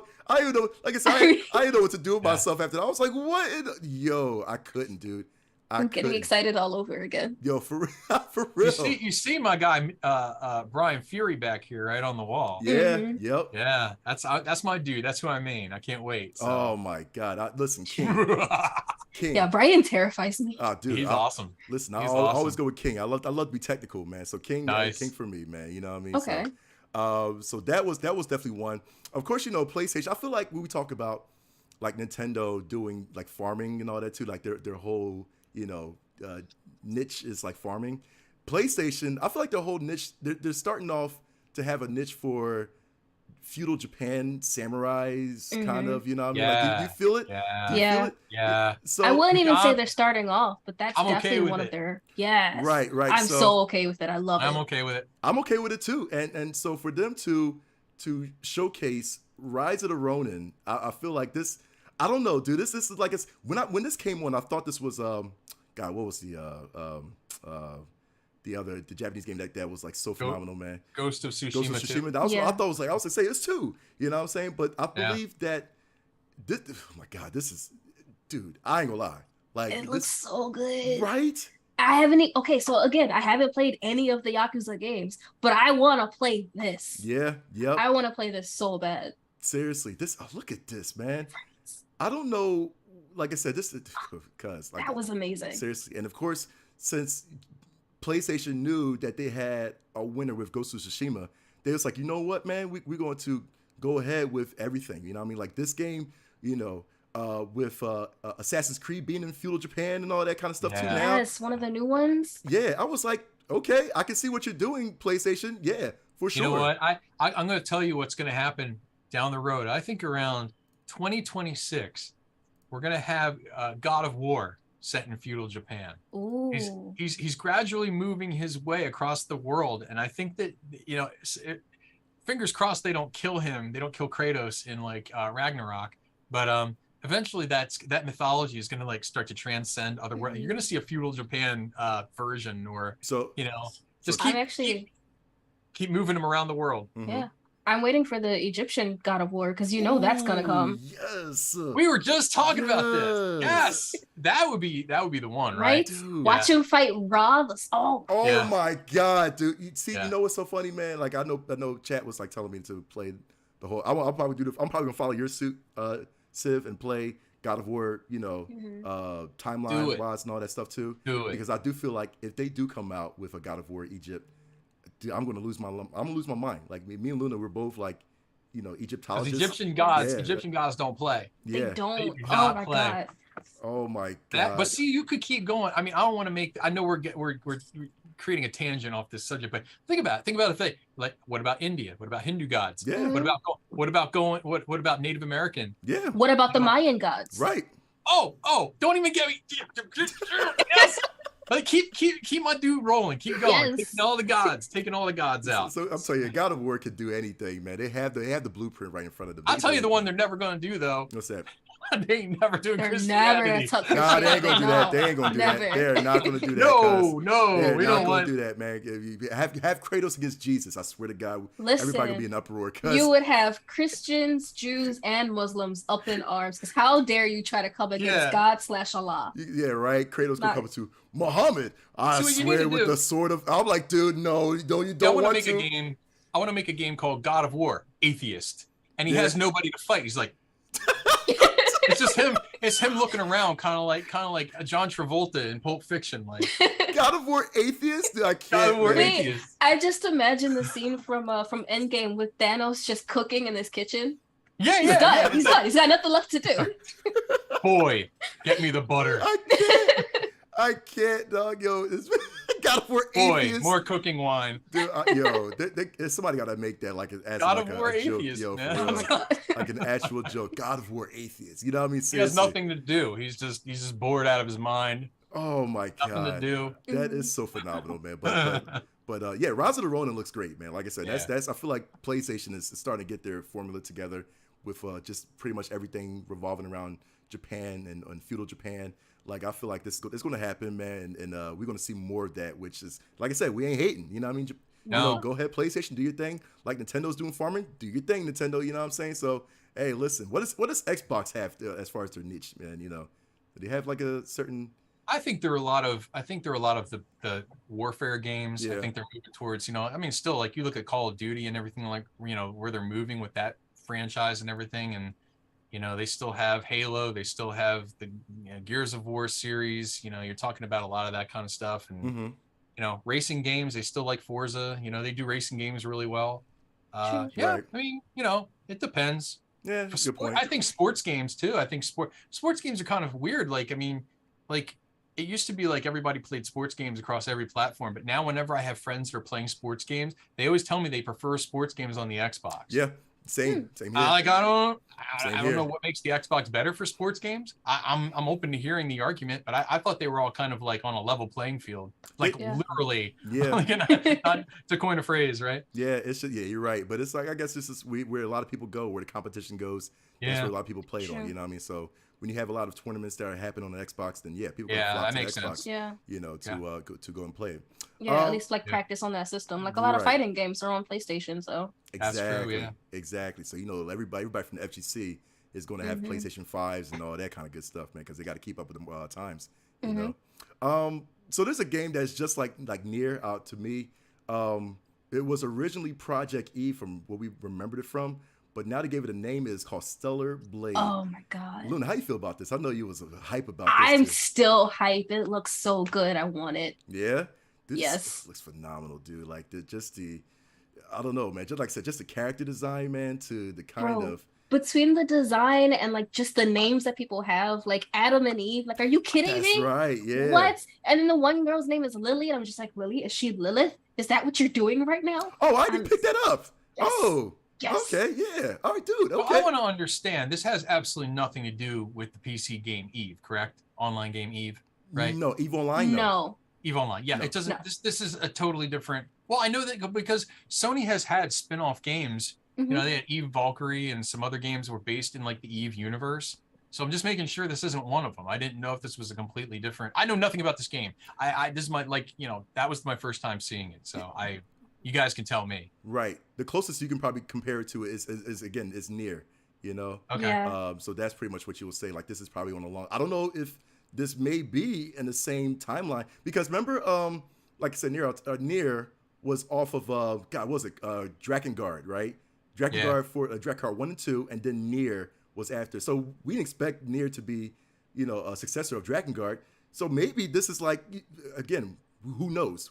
Maybe Stellar Blade is like the next chapter of Nier. Who knows? But like I said, this looks phenomenal. Like seriously, I love this, man. Like I said, it was Project E first, but then now it's Stellar Blade. So this is definitely going to be out. Listen, I'm hyped for it. I love it, man. I'm definitely probably grab this too. I don't know. I know Luna's definitely going to probably try to. Of course. As well too. Seriously. I don't know if this is going to be a day one for me, but I'm 100% grabbing this. Yeah. Oh yeah, absolutely. So they did a phenomenal job with that. And then of course, like I said, we'll definitely do like a lot of like. First of all, Sony's State of Play conference was way shorter than Nintendo's Direct. So we're going to definitely put that out there. So, like I said, even though there was a lot, they focused on a couple VR games as well, too, like Star Wars and like Resident Evil. And then, they have a couple of, just, small little indie titles and all that, too. But, like I said, they want to, Sony State of Play, they just want to get in and out. They want to hit you with a couple good, hardcore games and all that, too, and bounce out and just leave you with that impact. And, of course, the final game that they showed, like I said, you start well, you end well, man. And so the final game that Sony State of Play done was God of War Ragnarok. Civ, start us off, man. How do you feel about this trailer, dude?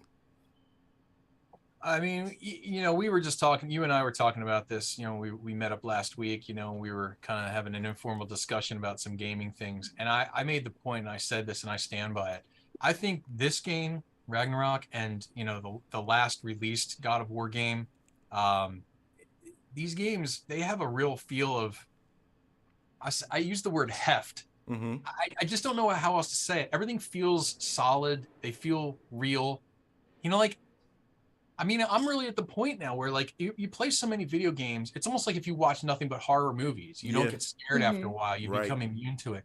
We play so many freaking video games that after a while, like there's a lot of white noise out there. There's a lot of things that, it can be quality, but it doesn't feel like it's like the zenith. Like we're not here at we're not at the end point yet. These kinds of games that come out like this, that feel like this, I mean, if it's this, or if it's like, The Last of Us 2, or if it's, some of these games, they're so deep. The narrative is so palpable. It looks so amazing. You're just like, how do games get even bigger than this? Like, isn't this kind of like the epitome of achievement when you talk about games? And now, like, we haven't played this yet, obviously, but if this plays anything remotely similar to the last God of War game, oh yeah, my goodness, it's going to be, it's a game of the year contender without even being released yet. I mean, clearly we have to talk about this game and say, hey, look, this is this might be the Elden Ring killer. I'm sorry. Yeah. I'm okay with that. I'm okay with that too. You're right. I'm okay. I'm going to tell you, like, I mean, we always talk about our game of the year nominees, and I don't think that this is the hardest year I can remember, because at first it didn't seem like it was going to be all that promising, but then all these hits came out this year. I mean, even minor hits like, Shredder's Revenge, where people think it's crazy because it's a 2D side scroller, but that game is amazingly good. Absolutely.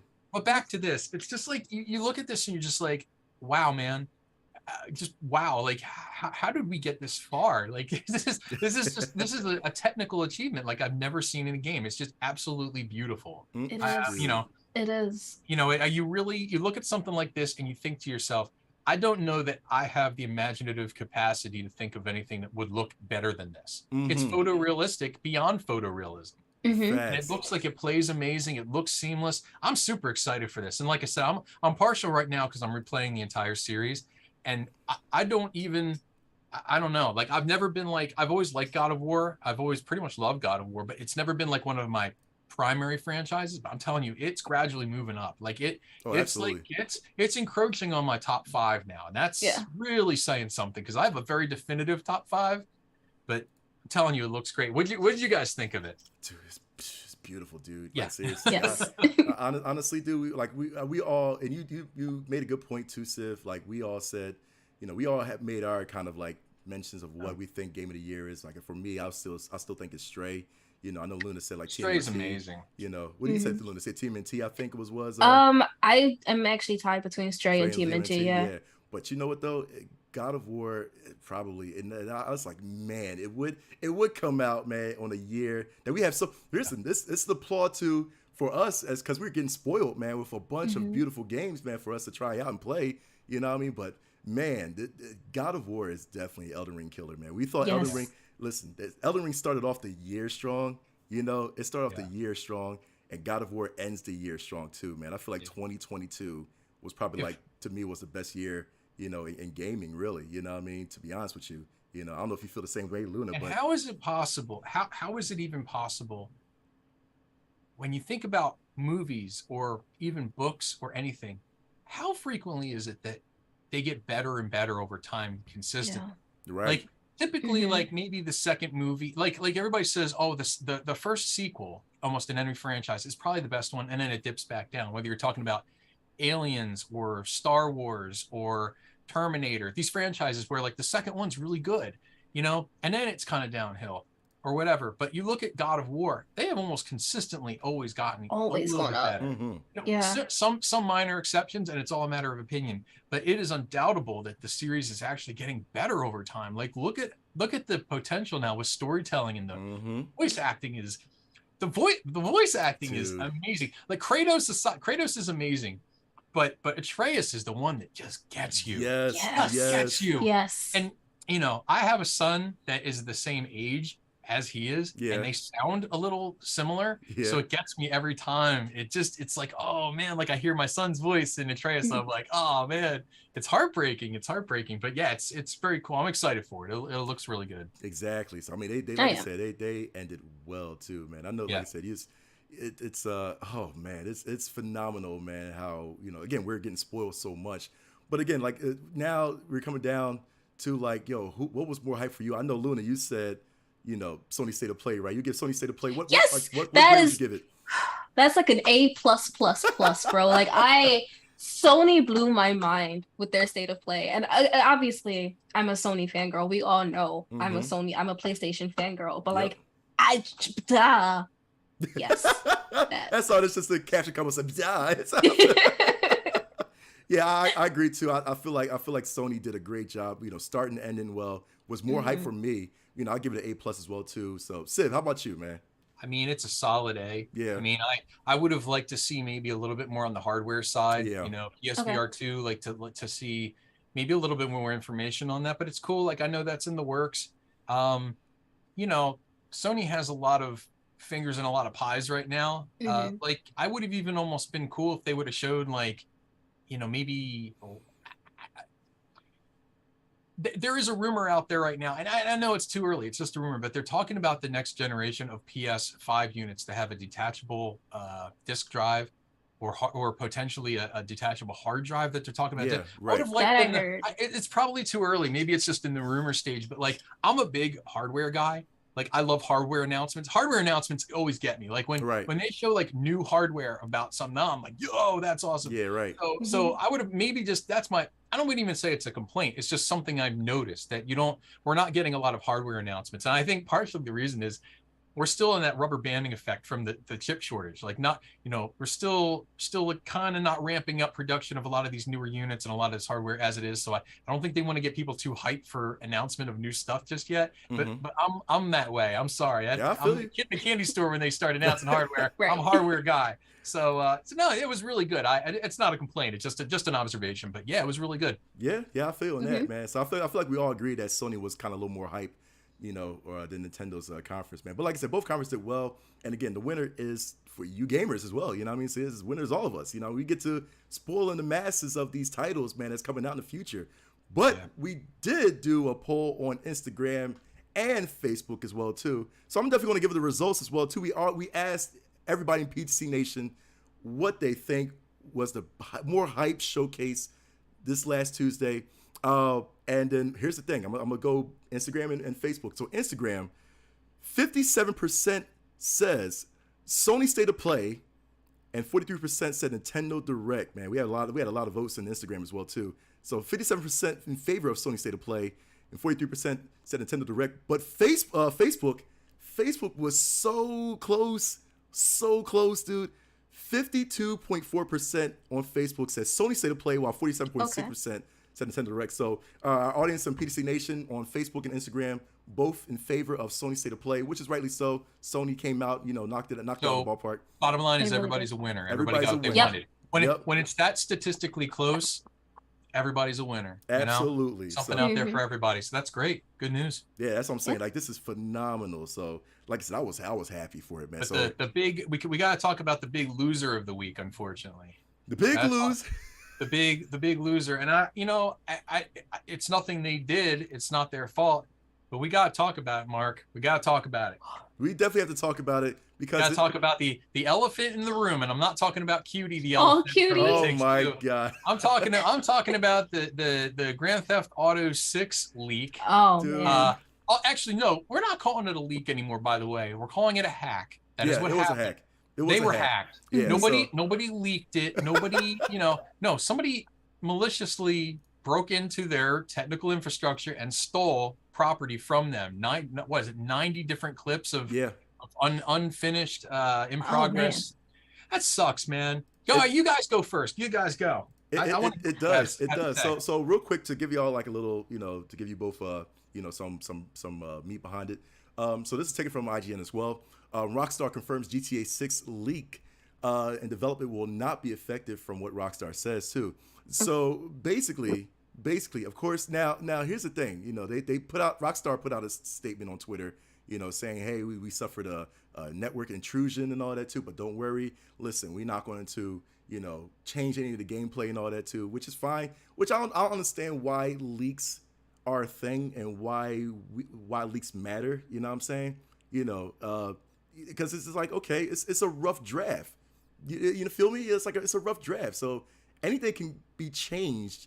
It's just you getting a phase 1 copy. So it's like, we'll see this online. I don't know how y'all feel, but we see this online and we'll see, oh my God, look at what they did. Like, look at this gameplay. Oh my God, I can't wait to try it out. It's not guaranteed. Because they can actually alter a lot of stuff. Luna, I don't know how you feel about the as far as leaks and video games. Like, are you in favor of leaks, or do you like when leaks come out, or So I'm okay with leaks depending on how far into production they are. Yeah, I can understand. I understand your point, but I feel like a lot of the on the business aspect of leaks, like a lot of it is, yes, it can be changed, but they want the surprise element, and they don't want you to see it until it's done, or until it's almost done. They'll show you some gameplay and hey, this isn't the final product. Just keep that in mind. But if stuff is leaked beforehand, then it's just well, what's the point? Now we gotta change stuff up, make sure that people don't know what we're doing, so they can't look for hacks and whatnot already into the game. Yeah. Something like that. That's what I think. That's well said. That is well said too. And Walker agrees with you too in chat. Says leaks on a video game kills the element of surprise. So right. Yeah, and that's what it does. Now the funny thing is, and there's a breaking news from yesterday on Twitter that this is from the BBC article, I believe, BBC News reporting that a 17-year-old was suspected of hacking. Actually, he's arrested for hacking Rockstar Games and leaking data associated with Grand Theft Auto. A 17-year-old. He also hacked Uber. Now, Rockstar, okay, dude, come on. But Uber, now I can honestly now if you hack Uber just to get free rides, I understand. I wish I could do the same thing too. You know what I'm saying? Listen, economy is crazy these days. I want to get free Uber rides, but dude, a 17-year-old kid. Now, here's my thing. I know Civ is going to go off on this one, and I know Luna will too. Here's my thing. I'm going to say this piece, and I'm going to let y'all say it. But I feel like with this little kid, 17 years old, he was 16 turned 17 when he did this. 16 turned, so this was probably his birthday when he actually hacked Rockstar, right? Because it actually, in the article does say 16, 17, 16, now 17, right? I'm like, okay, cool. So here's the thing.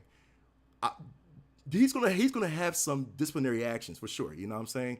Depends on who he is. You know what I mean? Slap on the wrist, whatever. You know what I mean? Or, you know, his parents got to pay a fine. He probably lives with his parents. His parents got to pay a huge fine, whatever. You know what I'm saying? I can guarantee you, and I know y'all gonna say something. I can guarantee when he finishes his disciplinary action, he's gonna get a call by the government to work for him. I swear to God, because for a kid to have this mindset to hack like a lot of now here's the thing, because he's part of this hacker group called I believe it's called Lapsus. This was called Lapsus, LAPSUS with a $sign, right? Remember the time? So you know, listen, the group called Lapsus. Remember the time when the PlayStation 4 came out and nobody couldn't get online because a hacker group called Lizard Squad? Remember Lizard Squad? You remember that? I do. You remember Lizard Squad, dude? And I was like, dog, we couldn't get online for I don't know how long because they hacked it and all that too. And then of course they got caught. But I think somebody said that now it's like the couple people in Lizard Squad, I know some of them are in jail or some of them have like, you know, leeways or whatever. I feel like with this little kid, man, this little kid is probably going to get some kind of, you know, notability or whatever. You know, I'm going to stop you. Yeah, go ahead. Yeah, right dude, please do. I have a little bit of insight into this. All right? I do. So those kinds of stories, you know, they evolve from movies like Hackers, like how he was such a great hacker that the government just had to get him. Right. Yeah. And the movie Bad Boys, where you had Tall Boy was the John. He was the the hacker guy who he was a criminal, so they brought him onto there. That doesn't happen in real life. Yeah. Right. It's completely fictitious. There are exceptions to that, but really great hackers either don't get caught or they get prosecuted. Snowden. Yeah. I mean, you're breaking the law. It's like saying like, oh, you're so good at robbing banks, like armed robbery. Yeah, true. We should totally make you a security guard at a bank. Or, hey man, you're such a great rapist. We should totally make you into like some kind of like self-defense person who could teach women how not to get. No, that is absolutely insane. Yeah. This is what listen, I'm sick and tired of hackers. First of all, I know there are hacktivists, okay, but look, we gotta stop glorifying this. Yeah, I'm tired of it. Yeah. I'm so sick and tired of it. People's jobs were threatened over this. Yeah, their stock dropped. Take-Two's stock plummeted when this happened. That's true. Yep. This hacker did this not because he was just, you know, like a juvenile vandal. Like, it's not the equivalent of graffiti on a bridge and you just get busted and a slap on the wrist.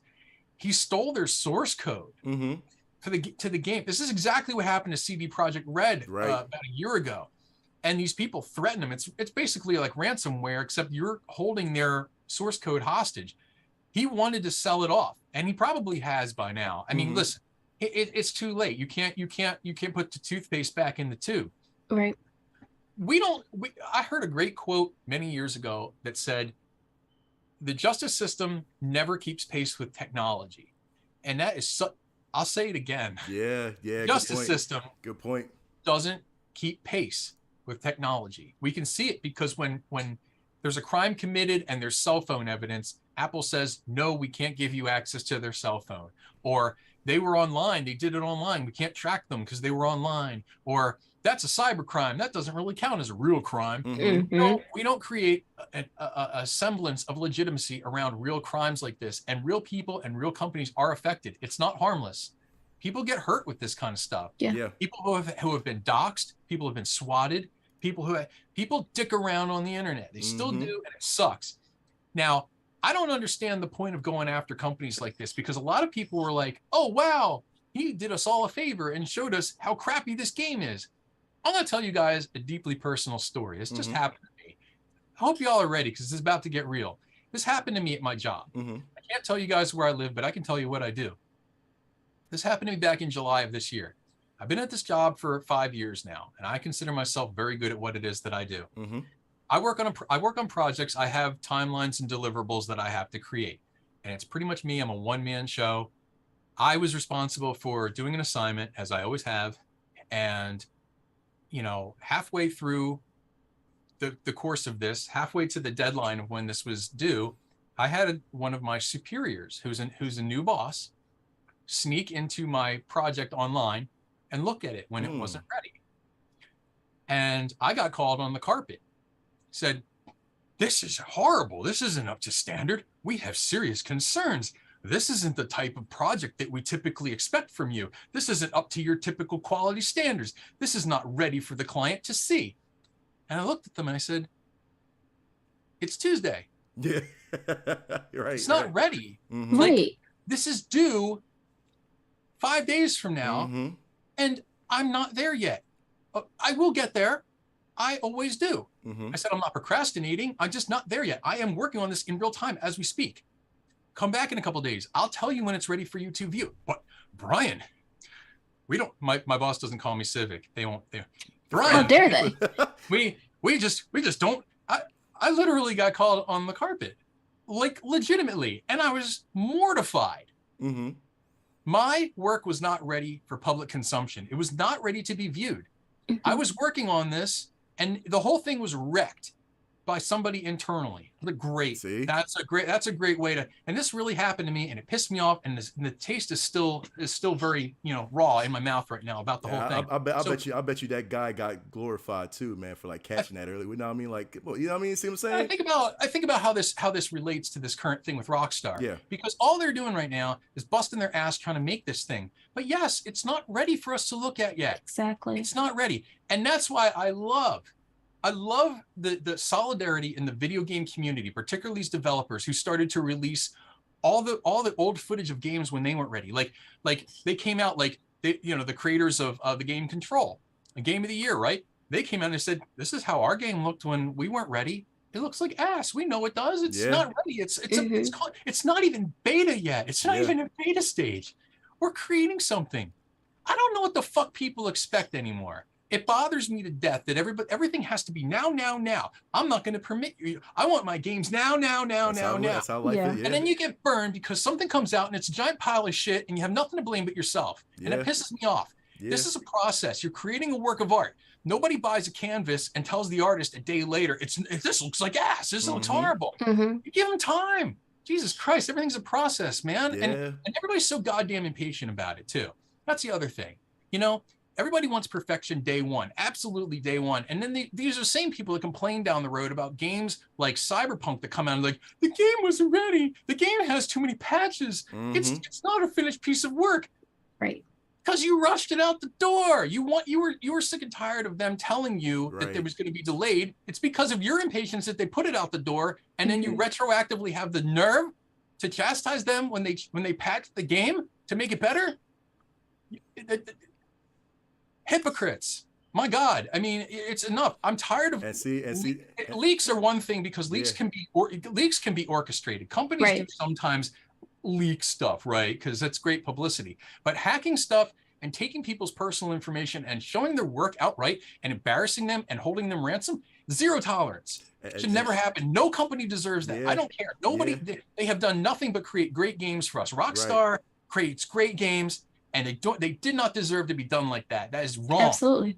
It's wrong 100%. And it's an asshole move. And I hope that they pin this guy to the fucking wall. I'm sick and tired of this shit. And see, that's why I play devil's advocate. I always want to see is it leaks, doing leaks and hacking, is it glorify, for us as gamers, or is it like, what's the point? What's the difference? You know what I'm saying? And actually, Neff in the chat on Twitch as well too, he says, they get caught and you usually live the rest of your life without technology for these hackers. You know what I'm saying? Like, hey, you pretty much Stone Age Flintstones it, you know what I'm saying? They did the same thing and Cyberpunk too, man. They were setting death threats to rush Cyberpunk. That's death threats too. I mean, I don't want to filibuster here. I'm sorry because I feel like but that's the other thing. How is this even semi-acceptable to do this kind of stuff? Y'all have a lot of Mike Tyson said it best. Really, he said y'all have a lot of like guts. He goes, this technology age is perceived to be without consequence. Like you can dox people, you can threaten people, you can, swat people and steal stuff because it's without consequence. People just run amok. But you would never do that to a person in real life if you were standing right in front of them. You would never do that kind of stuff. Because there would be a consequence. So again, the justice system is not keeping pace with technology. We need to stop. Even when we introduced this topic, and Nux, I'm not trying to call you out, but the first thing everybody did was kind of like giggle about it, like it's a silly thing. You're right. No, man, this is like a real crime. It's a real actual crime that happened, and it may have a net effect of potentially millions, if not $1 billion worth of damage. Absolutely. But no, this kid didn't think about that. He thought it was real cool. You know, how did he think he was even gonna get away with that? Boggles my mind. It's always going to trace back for sure. You know what I'm saying? It's like, how does the general public feel about as far as like, okay, we want to see this early, you know, because honestly, GTA 6 was like the next anticipated game. Like, the people's like, oh yeah, I want to see what they're doing now, you know what I'm saying, or whatever. Are they pressing on, or are they siding with this kid as far as like, you know, what he's doing, or is it the opposite? You know what I'm saying? Because imagine you were working on something. It was a passion project of yours. Maybe you were writing a book. Maybe you were a photographer, or maybe you were even making a movie or something. And somebody you don't even know broadcasts it to the world on your behalf. What? Not on your behalf. Actually, absence of your behalf. Yeah. But at your behest. They do this. How would you feel, honestly? They stole something from you, your hard work, and basically put you out there to look like an ass. And then they want to profit upon it. They steal your... I hate that. I hate thieves. I just hate thieves. And that's all hackers do. They don't create a goddamn thing. Hackers are destroyers. Yeah. Most of the time. I know that there are hacktivists. They do stuff for the betterment of mankind. That's how they look at themselves. Social media. I get it. I get that part. I do. And sometimes hackers are kind of, you know, semi-innocuous. But a lot of times, all they want to do is wreak havoc. And how do I know? I actually happen to know a few hackers. I know a couple too. Don't approve. Yeah, you're right. Yeah. I absolutely do not approve. Right. They're good people, and you would never know. You would never know. And I'm glad I don't know everything they do, but it makes me mad, man. And it makes me question. It makes me embarrassed for them. I'm like, what is it? What is that hole in your soul that you feel like you can just steal with impunity and wreck stuff? It's from what I heard from one, I'll tell you from what I quote, it's all for sport, man. That's how they see it, man. Then play a fucking sports game. Get good at Madden or something. If you're that hell bent on technology and using it, I don't know, man. It's a weird flex. Like, I'm such a nerd that I can destroy things. Yeah, it's all to see how advanced or how far they can get through like firewalls. You know, I mean, to see their technological advances and all that too, and in their mind, it's like, okay, I can do this. I can code this. I can do that. You know who has the same mentality? Do you know really? You know what kind of person has the same mentality? Sociopaths. Yeah.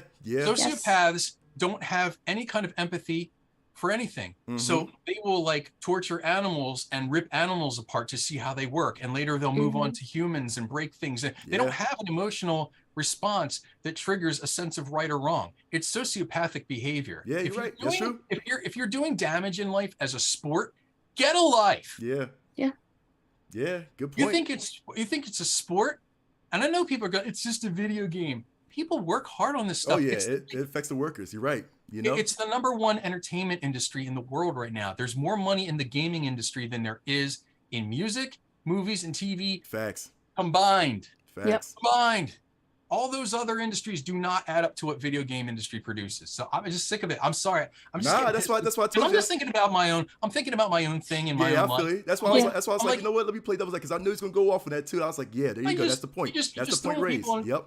You're throwing people under the bus. You know, like you have no trust in me as a producer of a product. You have no faith in the system. You're gonna just hack into me just for fun. Yo, I'm so bent about it, man. I hear you, man. That's a very deep thing, man. You don't want to be that person who gets owned like that. That's not cool. 100%. I could see it if somebody had it coming. Yeah. Man, if you want to hack somebody who, I don't care, they're a genuinely bad person. They've done, I don't know. I'm not going to throw names out. I'm just saying, why go after innocent people? You don't even know them. They're not even know. That's just humanity. I don't get it. That's just humanity. Yeah, exactly. I'm Danny Glover, man. I'm just getting too old for this shit. Yeah, I feel I get it. Greatest quote ever. Greatest quote ever. Man. Nah, I feel you. I don't understand it. I don't understand being entertained and having fun, taking pride in. I'm telling you right now, I don't get it. It's all gonna be because you have a bunch of anonymous groups out there like that. You know what I mean, that are trying to do for the greater good, as they say. And then we putting this out. You know what I mean? Shoot, who cares? Honestly, look, the flip side is, I understand that there have been hackers in the past who have exposed truths about really important social or political issues, stuff that like was hidden. That's probably pretty important. Right. You know, like I'm not going to name names again. I think we're all thinking about some of the people that come up. There are names where you're like, wow, it's a good thing they brought that truth to light, because otherwise for those hackers, we wouldn't know. But those instances are so finite. They are, you know, it's maybe 1% of the time. Everything else you hear is about like, oh, people hacked a movie because they wanted to see it early, or people hacked, you know, a game because they didn't like that the developer was taking so long. Oh man, you people are full of nonsense. They are. I can't stand you. I feel you. I can't stand hackers, man. I really can't. I hear you. I hear you on that. I can't stand them. 100%, man. Like I said, it's just, you know, it's only beginning. I feel like it's gonna be a lot of more out there, man. It's gonna do the same thing, man. You know, as much as we live in this system, dude, you know, it's gonna be people that are impatient. You're right. That are definitely gonna be impatient.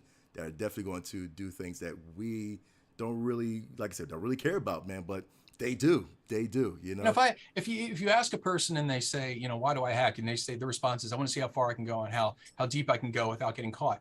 Turn around and ask them a real rhetorical question. Say, you're really good at technology. Why don't you start to build something that could maybe aid the medical community, or something that could potentially raise money or awareness for a particular issue or cause or something? You know, why is destruction sort of like the default go-to for people that are geniuses? Like, destruction does not entice me. It does not impress me. I'm like Shania Twain. That don't impress me much, right? So you got a computer. That don't impress me. Oh my God.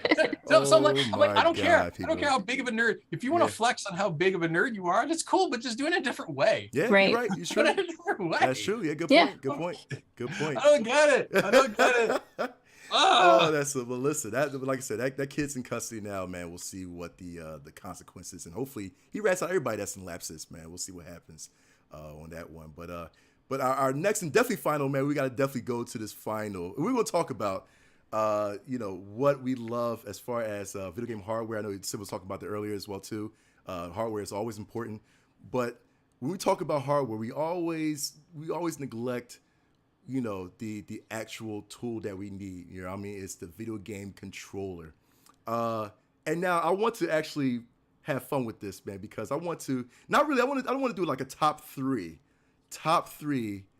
video game controller of all time between, and because I got an article here as well too from IGN as well too that they ranked their top three, and I will kind of compare it with y'all. But I wanted for all of us to kind of say what our top three video game controller of all time. Luna,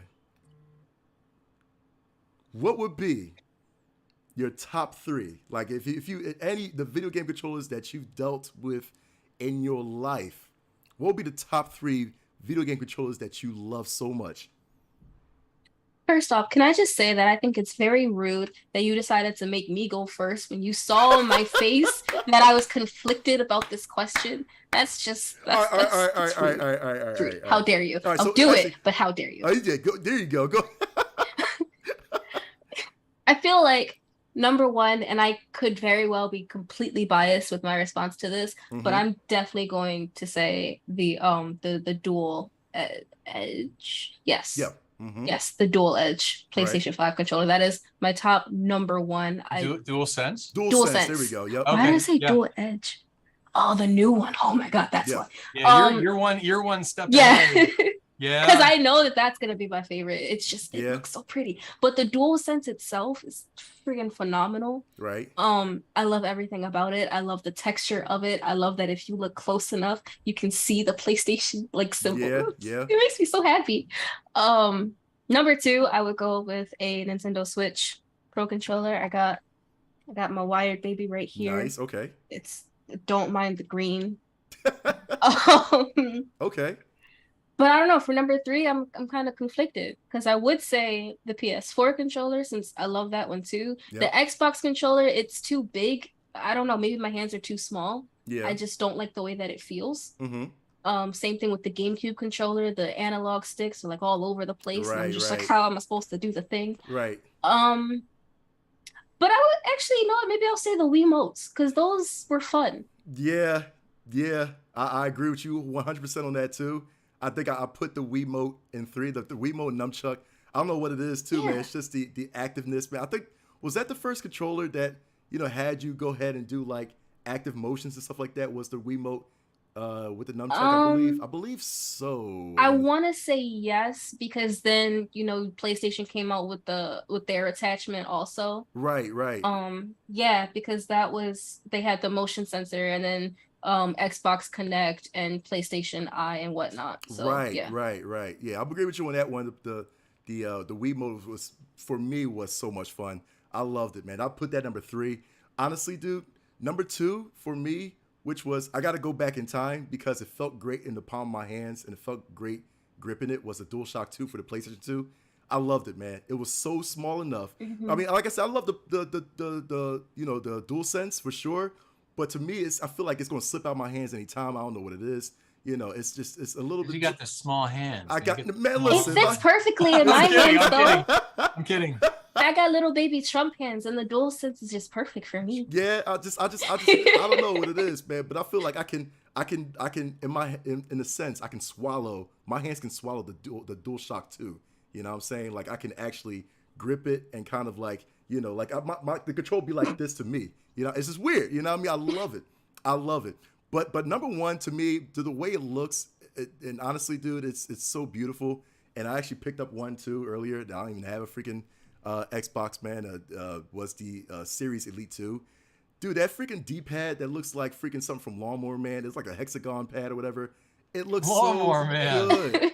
It looks so freaking good, dude. I swear to God. And just so many contraptions with that Series Elite 2. It's so beautiful. I think I can hook it up on the PC, but it's so good, dude. Oh my God. That is a nice controller. I love it. If you ever get a chance to look at the Xbox Series Elite 2, phenomenal. Probably the out of, honestly, to be honest with you, out of the new gen controllers between the Xbox Series and the PlayStation 5, the Xbox Series controller, it's beautiful. It beats it, dude. I'm sorry, Luna. It beats it. I love it. It's wonderful. So that's my number 1 for sure. Sid, what you got, man?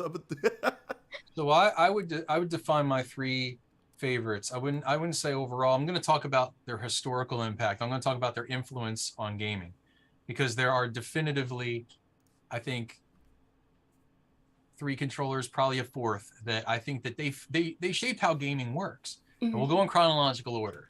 Number, and this is in no particular order other than chronological. Right, okay? right. The Atari 2600 joystick. Okay.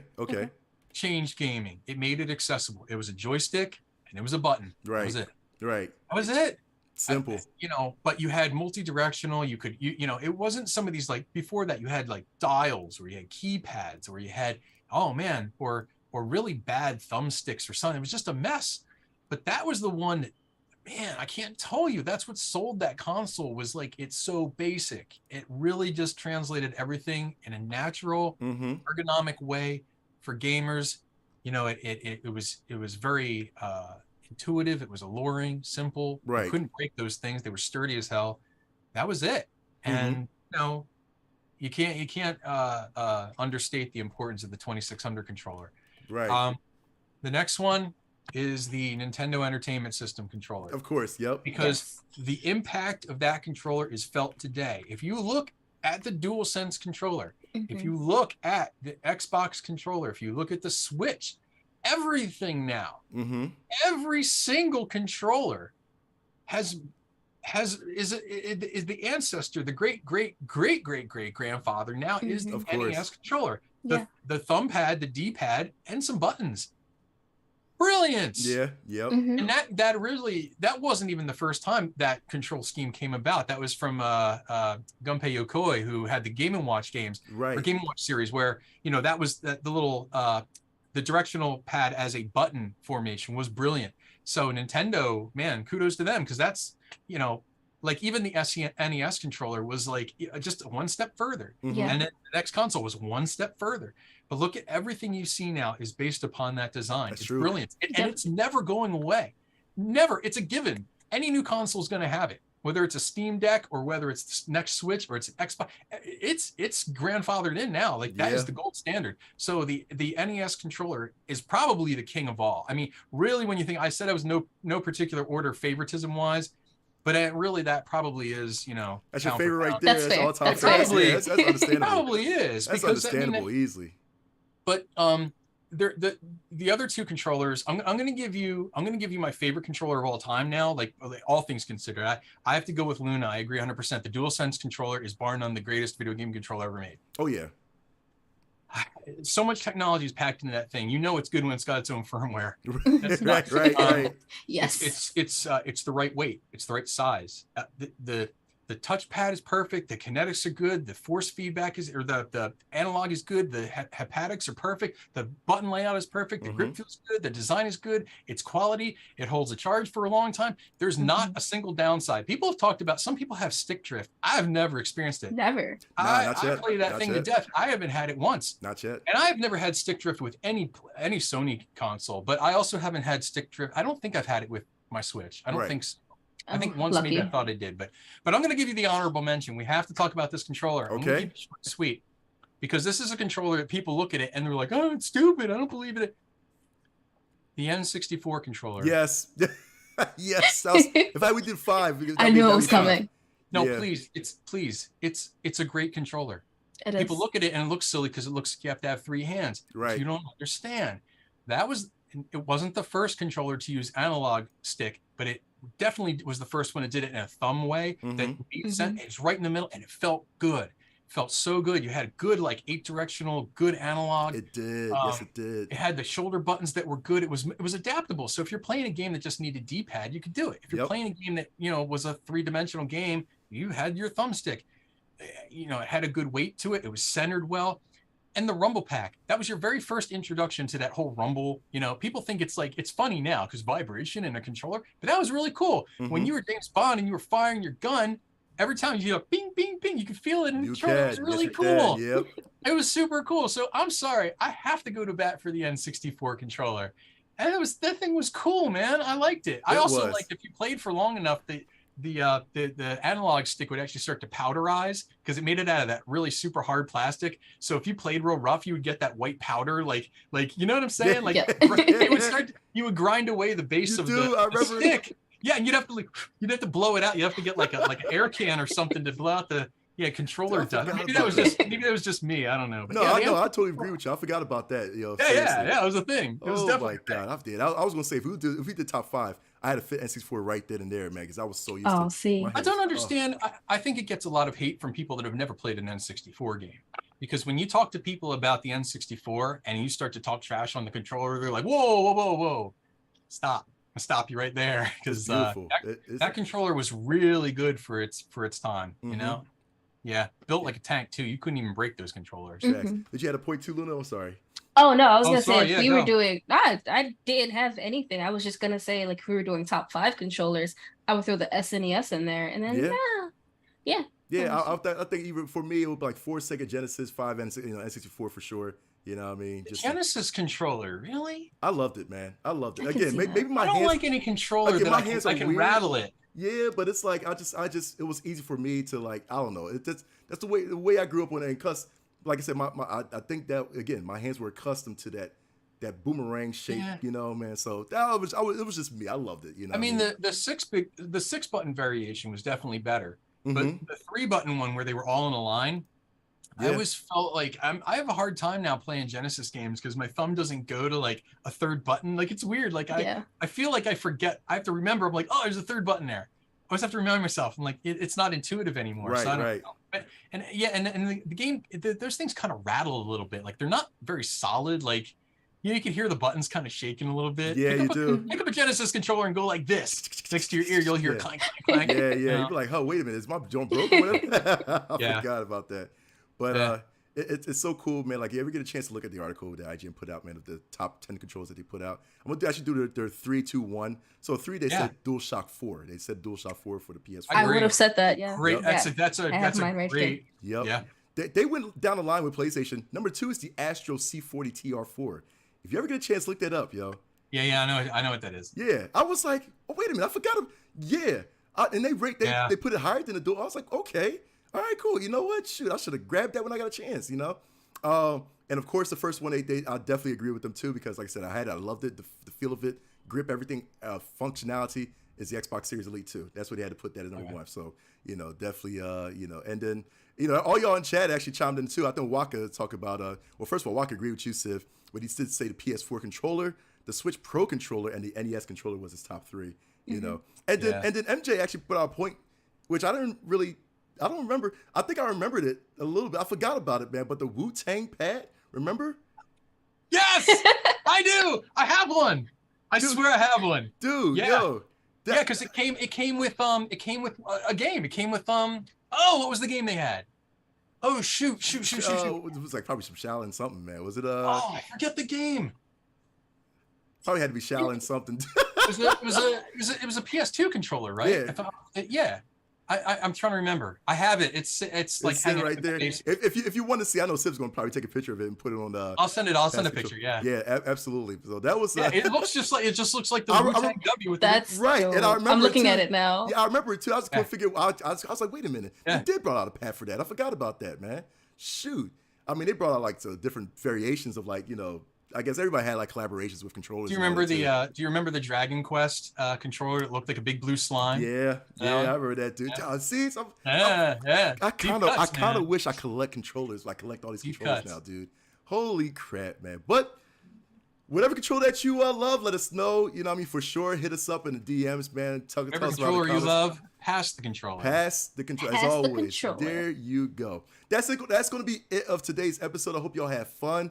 Let's first of all, before I give my end credits, like I said, I'm definitely going to do another shout out to J1Con. Remember, we are going to be at J1Con this November. It's going to be November 4th to the 6th at Atlantic City, New Jersey. Woo! Atlantic City, New Jersey. That's twice in one show. No, because I said Atlanta. Every time I say Atlanta or Atlantic. My mind goes to Georgia. We are going to be at the Showboat Hotel at Atlantic City, New Jersey, November 4th through the 6th. My God, there we go.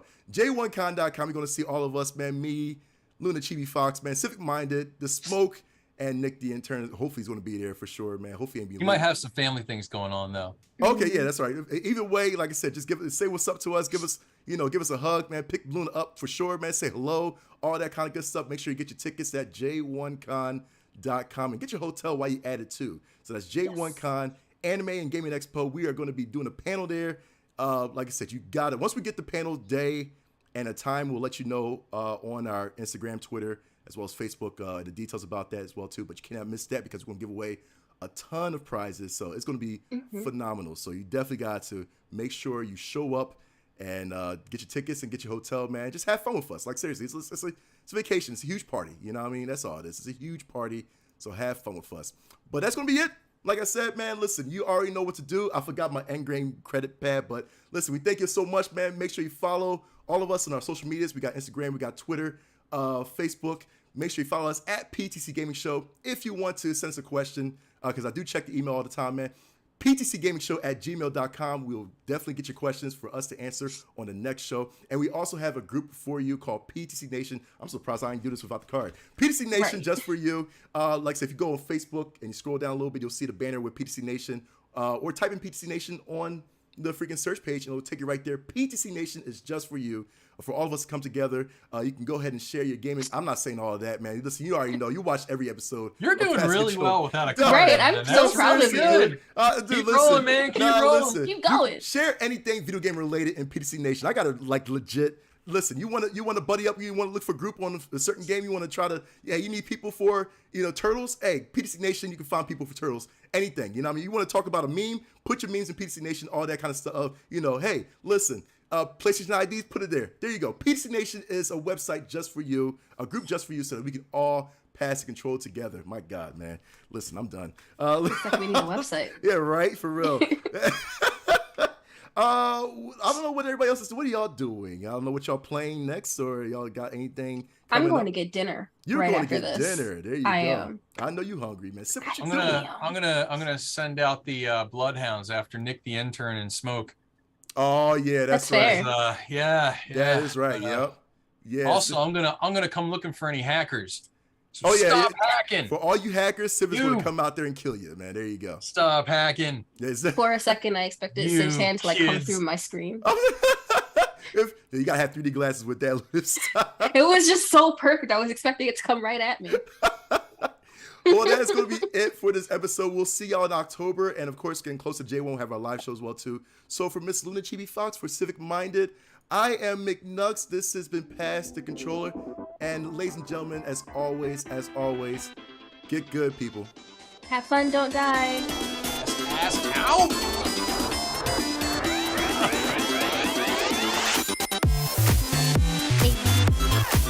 Oh, man. Yeah.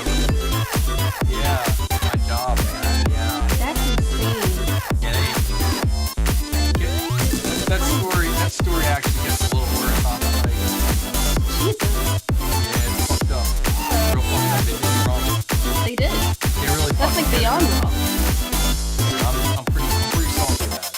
Pretty salty. I don't like to curse too much. I don't like to curse on the show, man. God, dude. I Yeah. fucking hate that shit because people talk about it very nonchalant. Why the fuck, man? Right.